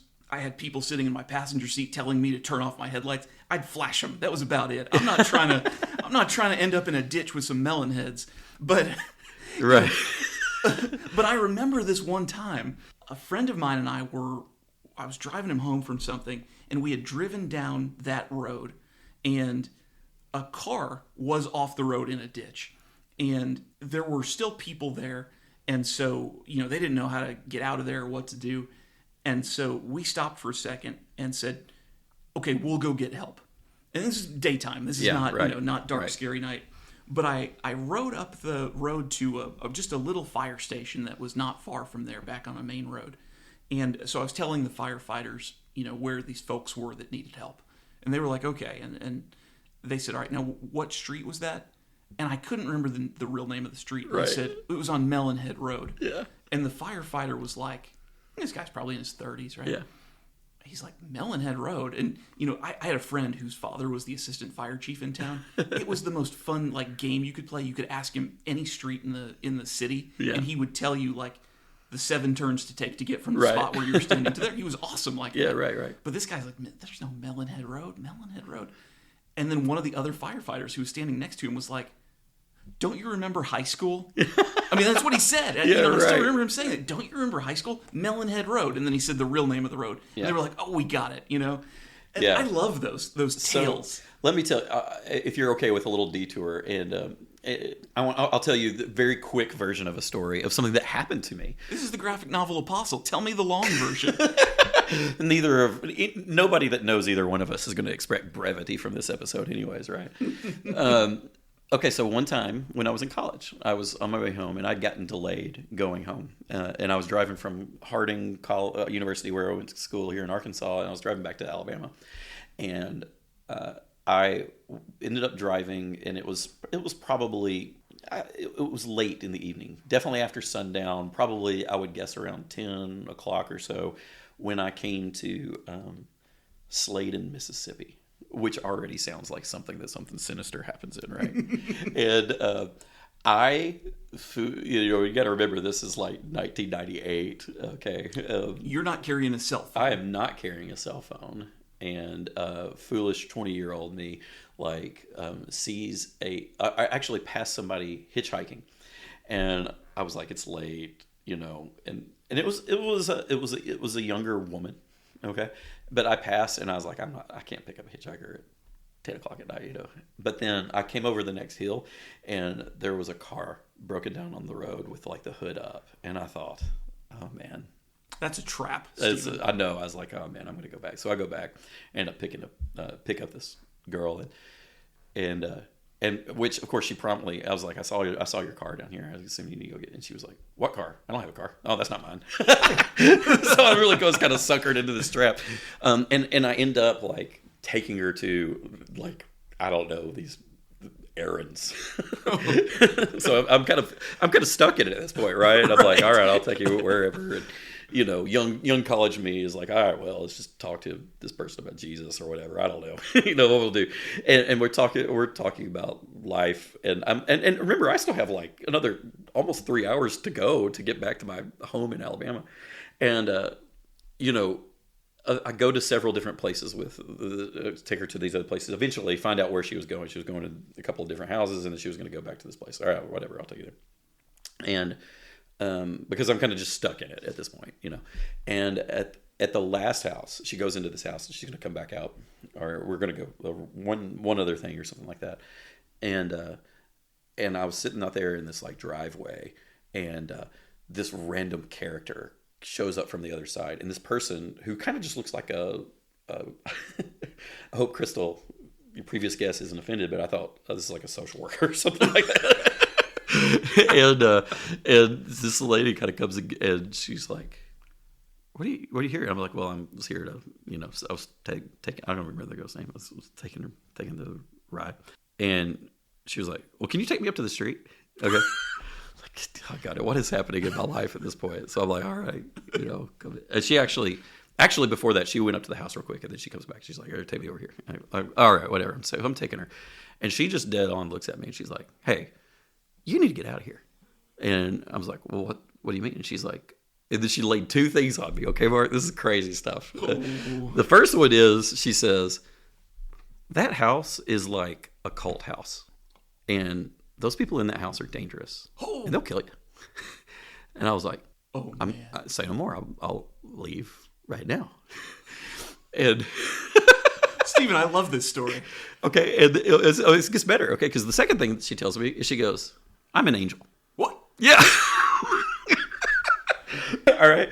And she's like, and then she tells me some other stuff, and this really is like an hour and a half long story, but like she tells me, she kind of gives me some supposed insights about these other cars that are, and she says some stuff that kind of like has this coincidental things that happen that like make me, like cars that are in the road that we had seen, and I'd seen in other places that night, and she's like, yeah, supposedly like talking to these people in these cars, telepathically or something. I mean, I'm telling you, it was weird. It was the thing.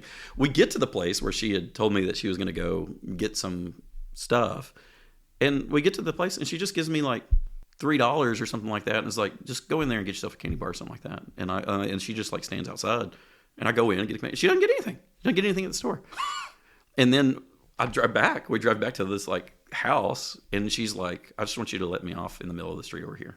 And there's nothing. I mean, this is the middle of nowhere, Mississippi. Oh, dude. There's no houses or anything like that. She's like, and she tells me, like, if you get out, she's like, you come up to this next rise, there will be like a protected circle of light where if you stop there, nobody will be able to do anything to you. And I want you to stop there, and I want you to let me out. I'll get out of the car. And then I want you to turn around and go, and don't ever come back or whatever.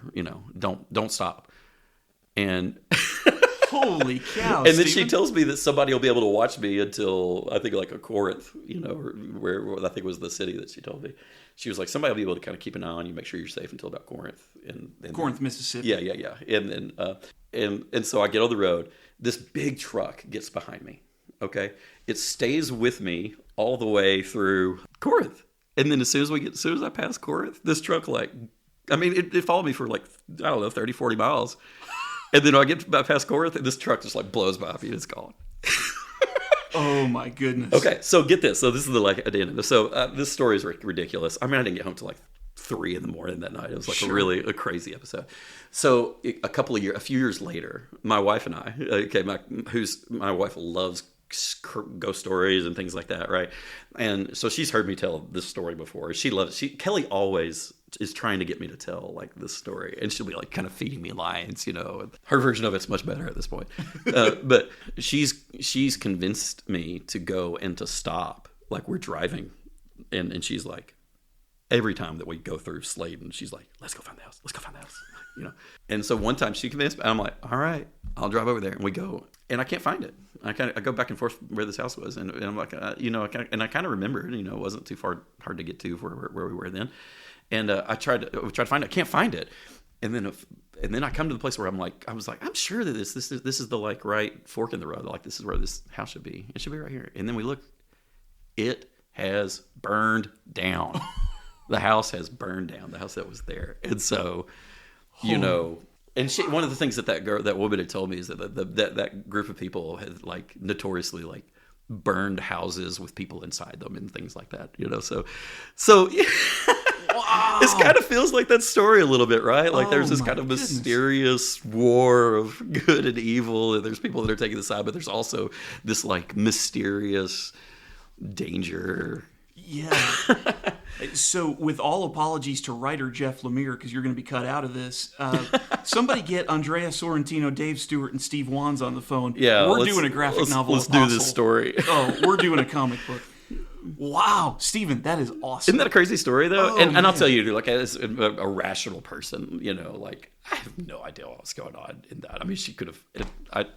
Most likely, I really just spent all night assisting a drug run, and Sure. Yeah, there are warrants out and for you. eventually this house, was burned down because they were cooking meth in it. Like, I think there's a really rational way to make sense of all this. But I mean, why Kelly loves to hear that story, because there's a sense of like the mystery in it, right? Yeah. And there's something that draws us to it, and that's the tone that this story is playing on, right? It's playing that string and playing it hard. Sure. Of this kind of greater conspiracy and mystery and battle going on beneath the scenes.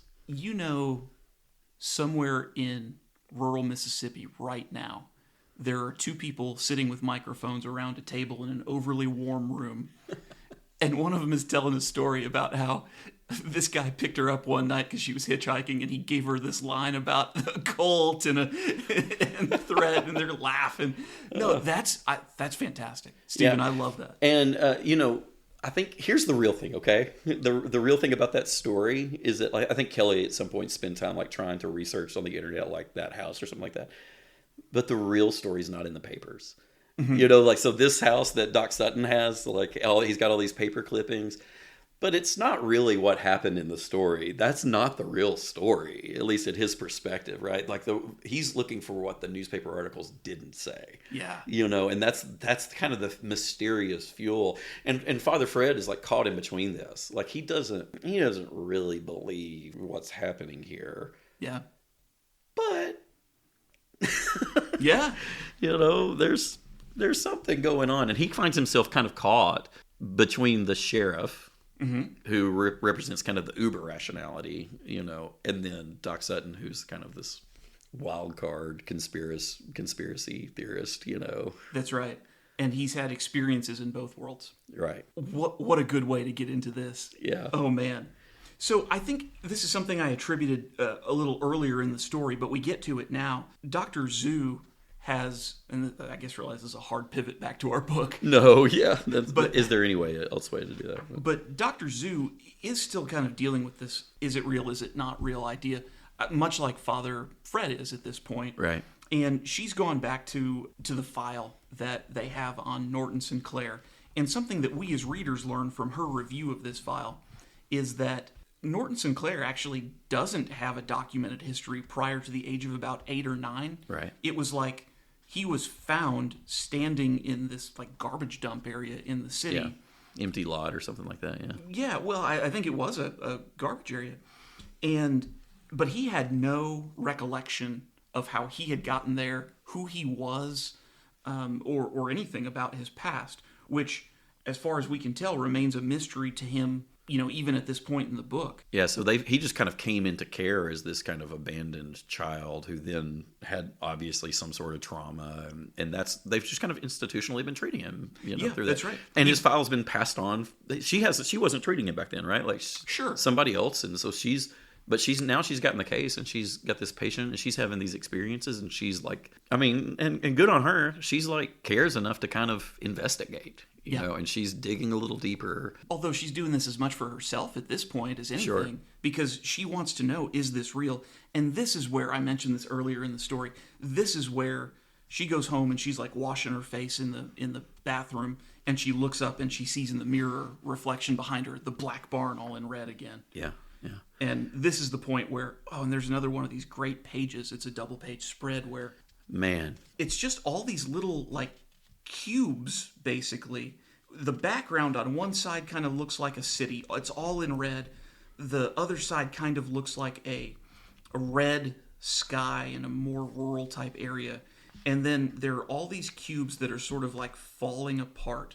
And they all have pictures of Dr. Zhu with different like expressions on her face or whatever.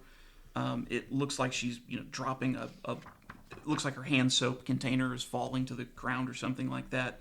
Like she's coming apart by what she's seeing. And she sees the barn behind her before this, in the page before it, before that cube picture. She sees the barn, and then she sees through her bathroom mirror almost like it's a window into, well, she has no idea what, but we see a character with his back to her. You're right. Right? And so when we go to the cube picture, it's this kind of pairing of those two things, right? On one side of the cube, on the other side of the cube. Yeah. Until eventually, I think what happens is eventually she chooses to kind of shatter. Oh, the mirror. The mirror, yeah. And at one point, the character turns around and looks, and it's Joe, right? Like it's Joe Reddy. This is Joe Reddy, and he's in something barn-ish. Could be a barn. Could be a barn. I mean, there's these tools hanging from, it looks like a shed or a barn or a workshop of some kind. And she, it seems like he sees her, is the way I kind of interpret it. And this is a really interesting layout, though, because the way these cubes are, I'm not sure which way you're supposed to read it. Isn't that part of the fun? But I kind of trace these images back and forth, and this eventually what happens is there's this kind of intersection of these two worlds, and she actually tests. It shows her hand reaching through into his world, and so she is somehow, her bathroom mirror has become a portal to this other place where this mysterious character who then turns and looks at her. Yeah. And that's terrifying. But so the way she reacts to that is she takes her little the soap container, a toothbrush holder or whatever it is, and she shatters this glass. This is a stunning way of telling this. This is so good. It's so good, and it's so. I mean, it's hard to follow. This is not easy to It took some work to kind of parse out exactly what's happening here. Yeah. But it also has this angst and anxiety to it of it really captures the kind of fear that she experiences. Yeah, Steven, this conversation right now. This is why I started this podcast. Look, I read these stories, and there is, absent you having to speak into this microphone, I don't know that I could hold anybody's attention for 2 hours to buttonhole them someplace and say, we're going to talk about this story that I love. Yeah, but I just love it. I love the visual.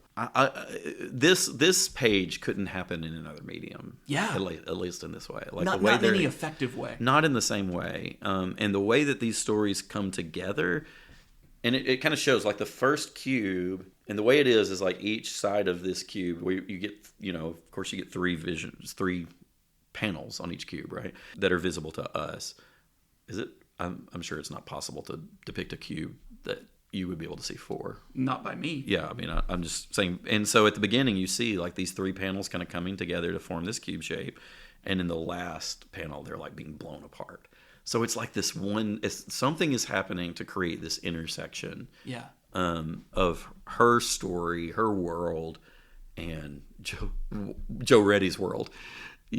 Well, and even the way those cubes are organized on the page. It looks like an infinity symbol or a sideways figure 8. Mm-hmm. And I don't know that there's any particular meaning there, but it sure evokes the feeling. Yeah. And he turns, when he turns to see her, he picks up this hammer, or he turns to her with this malice of this hammer. It looks as though he's going to strike out at her, Mm-hmm. I think that's right. Isn't that the way you kind of interpret that? Yeah, for sure. Yeah, and then she strikes, but when she throws the thing it breaks the mirror. Yeah. It really tells you that in her world, and of course, there's no going back and just pretending that this is Norton's psychosis at this point. Yes, that's right. She has to face the reality. Yeah, or whatever it is. Yes, yeah. The unreality. The unreality of this. Yeah, good point. So going back now to our rural Canadian town, Father Fred has gone to Sheriff Clara's house, and he's having a conversation with her on her front porch, and they're talking. And in the midst of that, the sheriff gets a call. And she says, what? We don't know what has occurred, but there's been some emergency, and she has to go right away. And she says, okay, I'll be right there. She's been sitting out. It's a Sunday afternoon, I guess. She's having a couple of beers on the porch. And so she looks at the priest, and she says, Father Fred, you're driving. Yeah, so he has to drive because she's a little lit. That's right. Which so he's been deputized, which now. Makes you wonder, like, well, should she really be on the call? Hey, It's our duty place, calls. but yeah, that's right. So there's, but this is where they're continuing to kind of bond, and they have, they have commonalities, but also boundaries between them, right? Sure. Like, so she's willing to kind of share in this episode with him, and she's willing to share some kind of vulnerable things about her own life and history in a little ways. But she makes clear, I'm not. This is where she says, I don't really believe. Yeah, I'm not on your God team. Yeah, right. I don't believe in I've never been much of a believer in the fairy tale your team sells either. Yeah. And he says, ouch. Okay.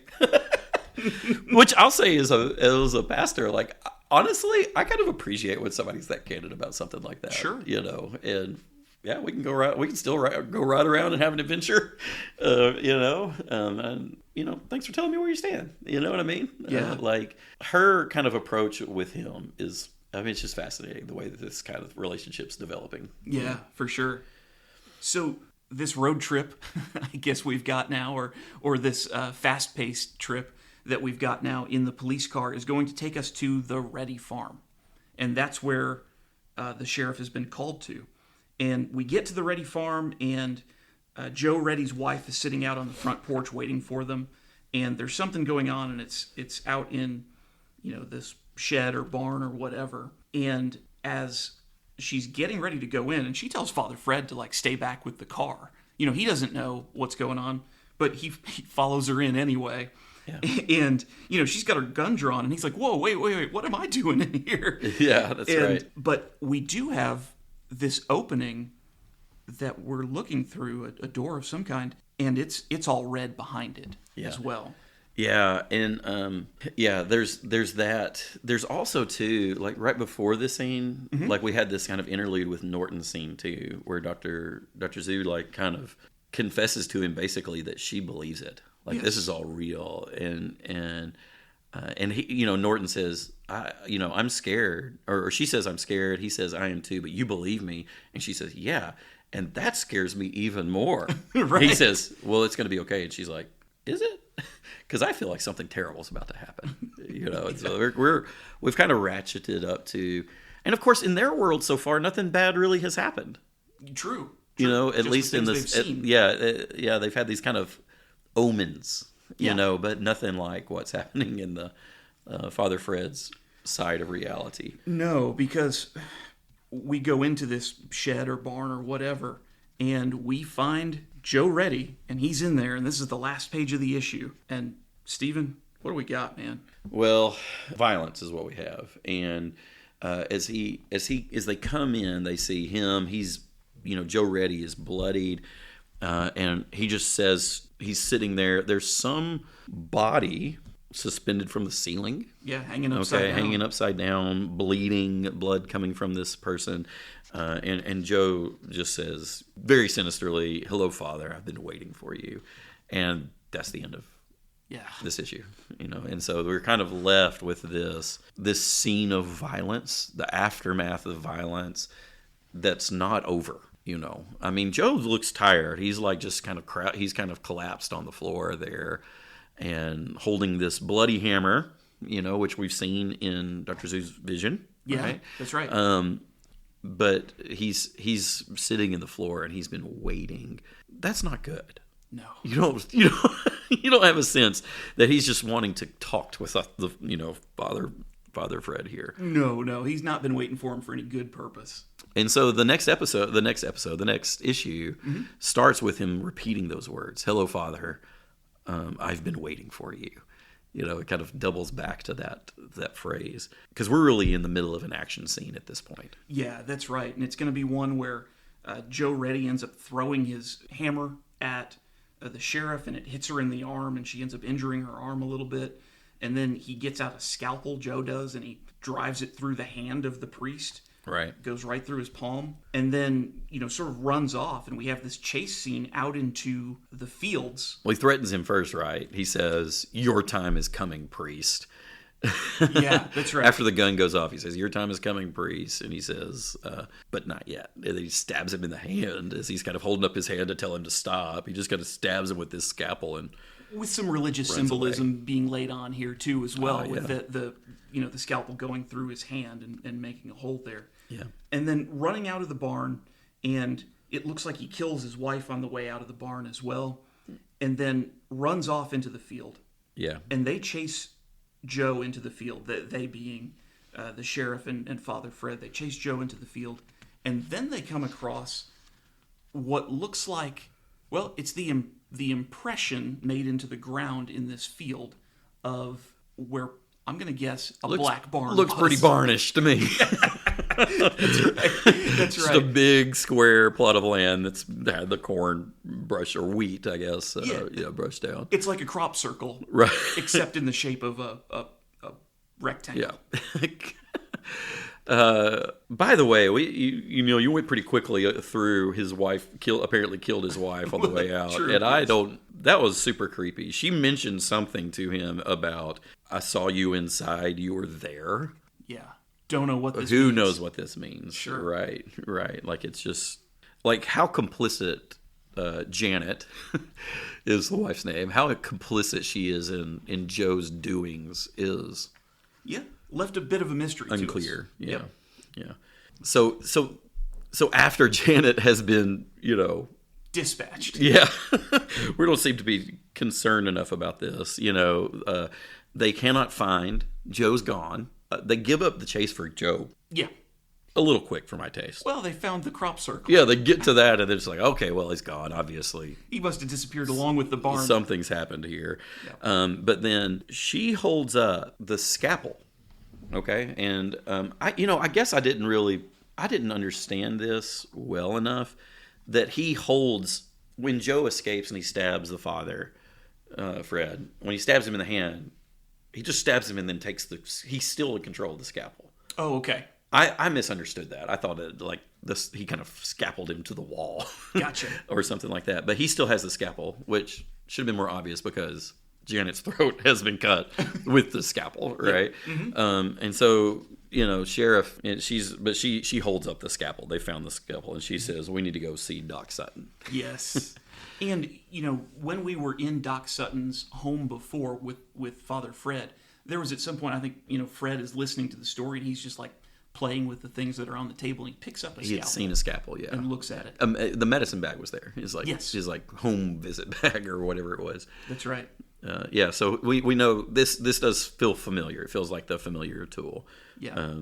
Well, and we're going to go to Doc Sutton's house, and to cut it a little bit short, we're going to learn in the course of this blow up between Doc Sutton and Clara that they have there that Doc Sutton is Clara's father, and they're estranged. Yeah, that's right. And we also learn the reason why they're estranged, which is at some point when Clara was young, she had a brother whom she loved, and Doc Sutton is, he's off doing his plowman stuff, and at some point this brother disappears. Yeah. And has never been found.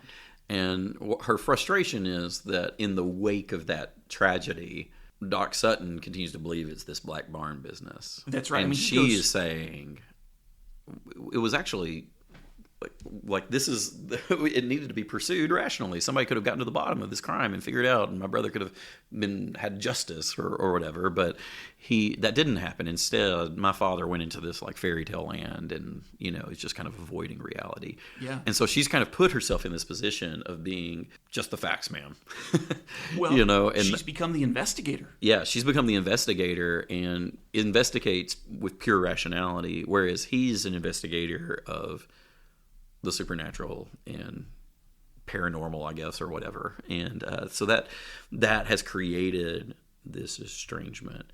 Yeah. By the way, we skip on the details. Like when Father Fred asked her when they were kind of chit-chatting on the porch earlier, he asked about, are you by yourself? You have a family? And she said, I was married a long time ago, but he died. And I've wondered, are we kind of left in this like mysterious place right now? Like there's Gideon Falls has more than enough tragedy to go around, right? Yeah. And so, there's... You ain't just whistling Dixie. Yeah, Steve. there's been experience after experience of... There's something going on in this town that has created all this tragedy, and yet you just have this lone police officer that is trying to fight the good fight. Yes, she is.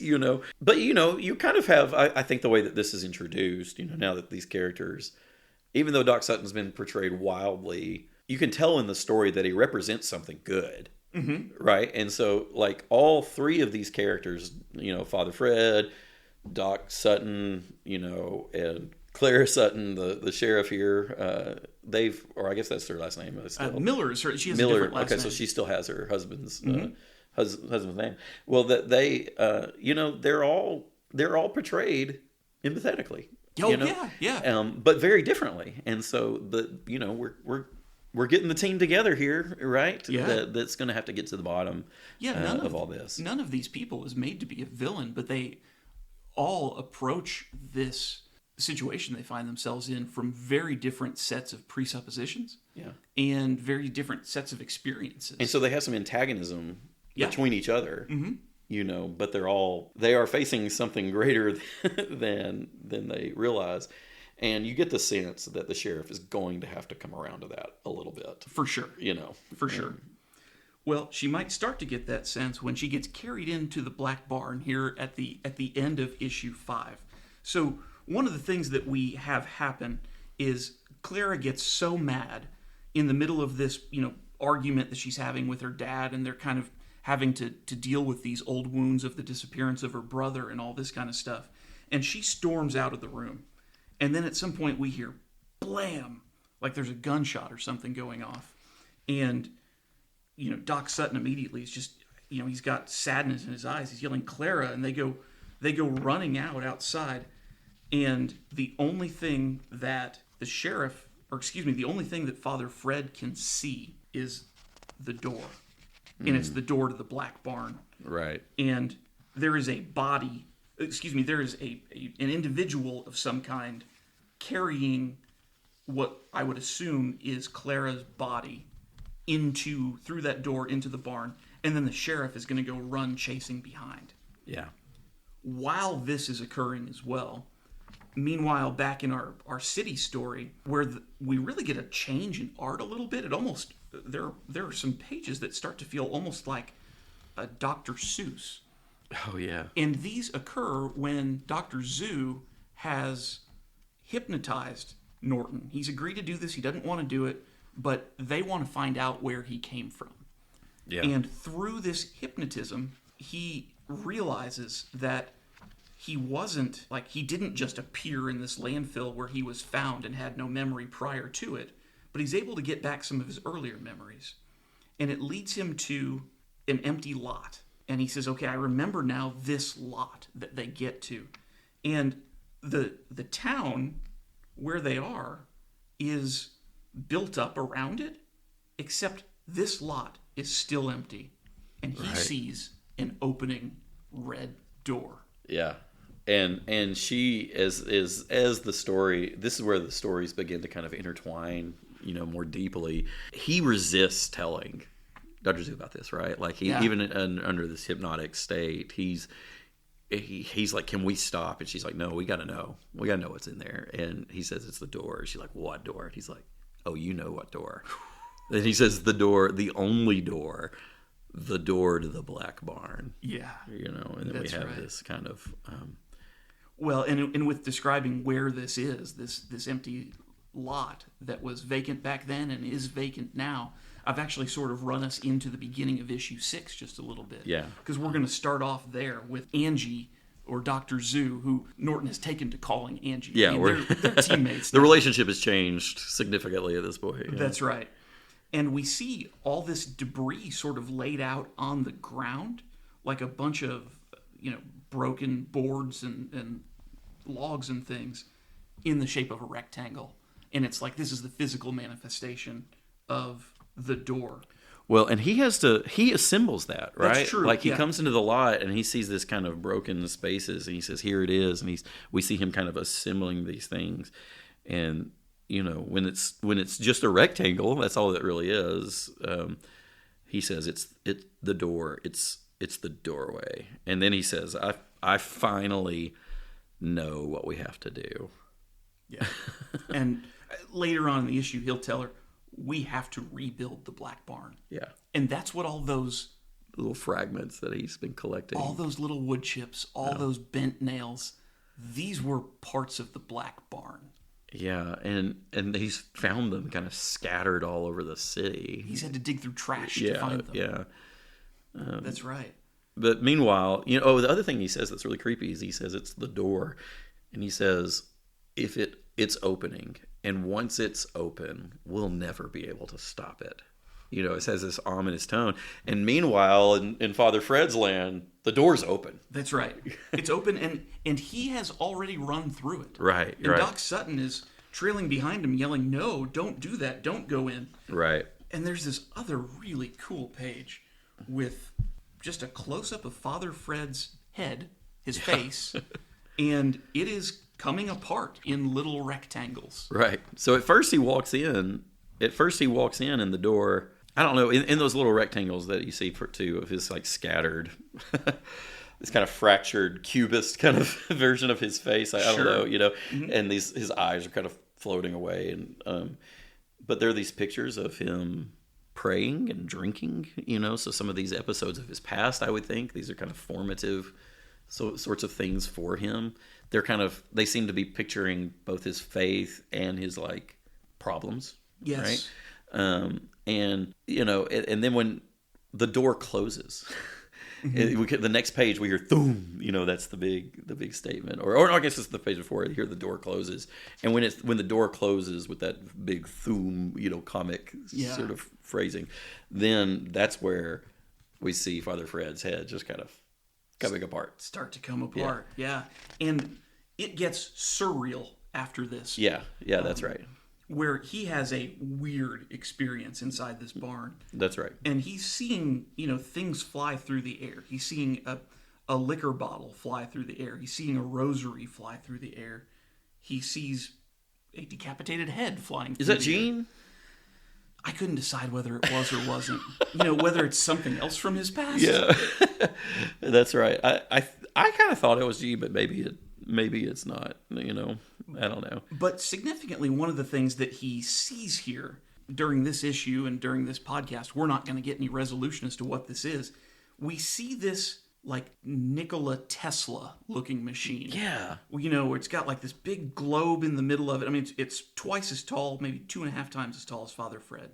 Got this big like globe thing with like lightning coming off of it. It looks like something you see at a science museum or something. Yeah. And he doesn't hardly know. And it seems like it's all been coming together. Yes. Right? Like it's kind of assembled in front of him. Sure. And also being assembled is a human body that turns out to be, or that is the image of Clara here, right? Yeah, with her throat slit. Yeah, which we haven't seen. Right? No, that's right. We have not seen her throat to be slit. And he says, "I see your face." She says, "I see your face.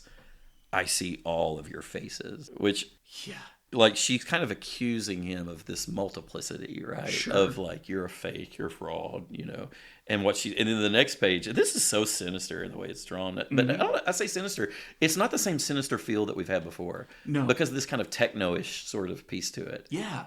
It's just weird. It's surreal is the best word. Yeah. Yeah, it's not scary in the it's dark, something might jump out at me way that we felt before.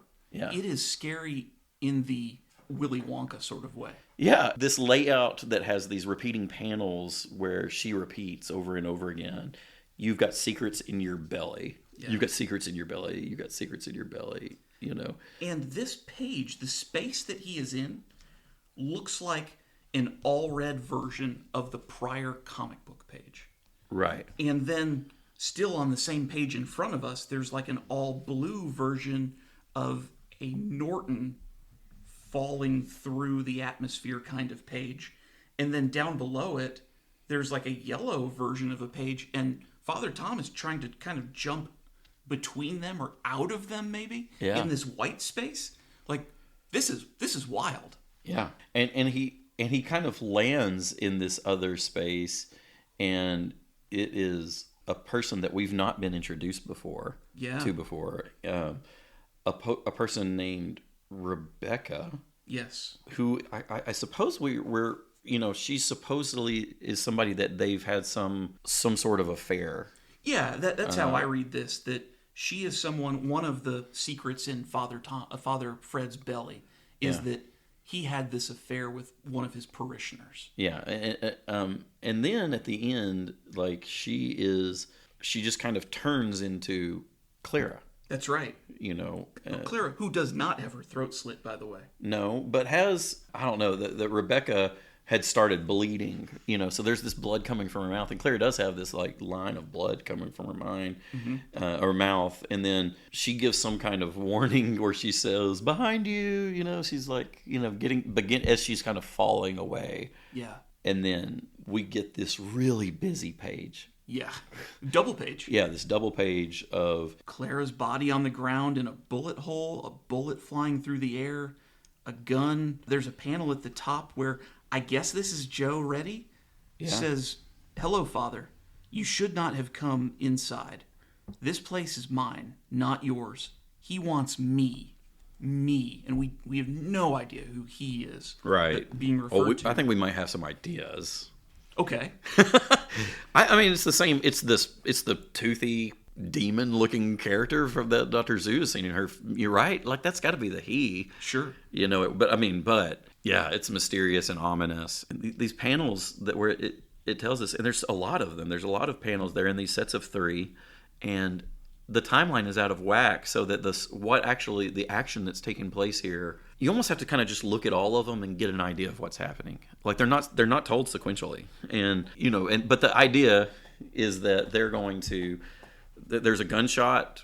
Joe is going to shoot Clara. Yes. So Joe is going to shoot Clara. Although it's unclear as this page goes if it's something that's going to happen or if it does happen but Father Fred reacts and jumps into. Yeah, he jumps at Joe like he's going to shoulder tackle him. Right. But ends up going basically through into his body. Yeah. And I don't know that it's really clear at that point, what's actually like the fate of Clara at this point of the story. It seemed to me like the gunshot is something that's happened in reality. Yep. Well, and it hits her in the belly. Yeah. And look back at the page where Rebecca turns into Clara. Right. And not only does Rebecca have a little bit of blood coming out of her mouth, but she has red blood on her belly area. Yeah. And there is this is something that Andrea Sorrentino does once in a while. I assume it's him who does this. To highlight something, he'll just draw a red box right around it to show it. And so once Father Fred, and let's go back to this now, Father Fred dives through Joe Reddy's body, and he's like falling through the ether, and he sees this vision that looks like Jesus hanging on the cross. But from what he says to him, it leaves us to believe that this is not actually Jesus speaking, and ultimately tells us that he is going to be given a choice. Yeah. Father Fred's told, you need to make a choice, and there are 2 things side by side that he can choose from. Yeah. And on one side, it's a television screen, and it has what look like the schematics for 2 things. One being that Tesla-looking machine, and the other being a barn. Yeah. And it says on that side, you can have the answers to everything. And on the other side, there's a teddy bear. And it says, or saving her. Yeah. And he can only choose one. Right. And when he's told why that, like this Jesus character says, the reason he says, why can't you help me? And the Jesus character says, because you don't believe in me anymore. Yeah. Which seems like news to Father Fred. Well, sure, but at the same time, I mean, he has let his doubts hang out a little bit too. Right. So right. And so this question of like, is this like a demonic representation of Jesus? Is this actually? Yeah, and so I think it is his internal. I read this to be whatever this, like we'll call it the smiling face man here, this demonic force behind whatever it is. Yeah. He's manifesting through Joe Reddy. He's appearing in the form of Jesus, in the form of Rebecca, in the form of Clara to Father Fred. It's like a projection to Father Fred of like what kind of choice between and the choice here is knowledge or saving. Yeah.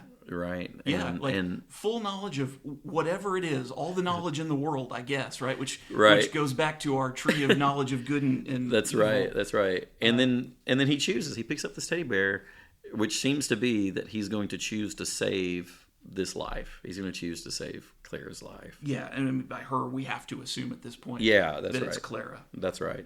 Although Clara is probably identified with this Rebecca character. That's right. Too, in his mind, in his being.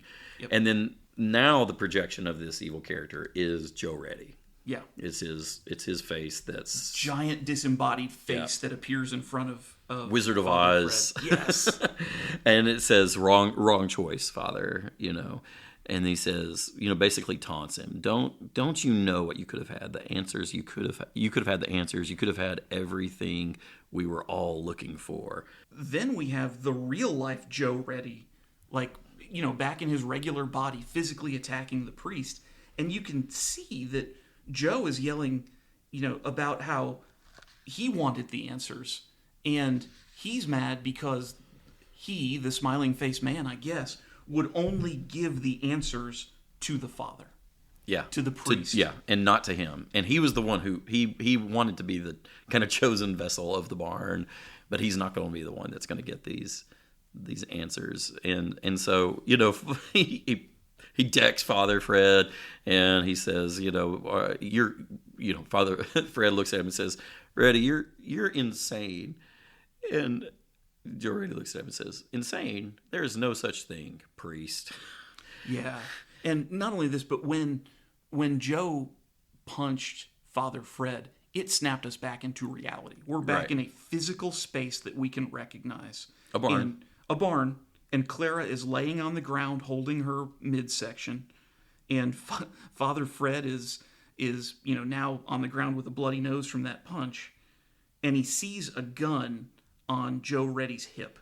And he goes and he does another one of these shoulder tackles and grabs the gun. And this time he doesn't go dive through him into some alternate mind space. Yeah, he actually gets the gun and he shoots him. Yeah. He shoots Joe. Yeah. Joe comes at him, starts to come at him again, and Joe's saying it's just starting. And he shoots him, and then he turns his attention to Clara, who's laying on the ground, and she calls out, I suppose this is her brother's name? Danny. Have to assume so. She says she's kind of lying on, very direly wounded, and in her delirium calls him Danny. Yeah. She wants to know where is Danny. Yeah, wants to know where he's at. And so we kind of left to believe that she's had some sort of experience here.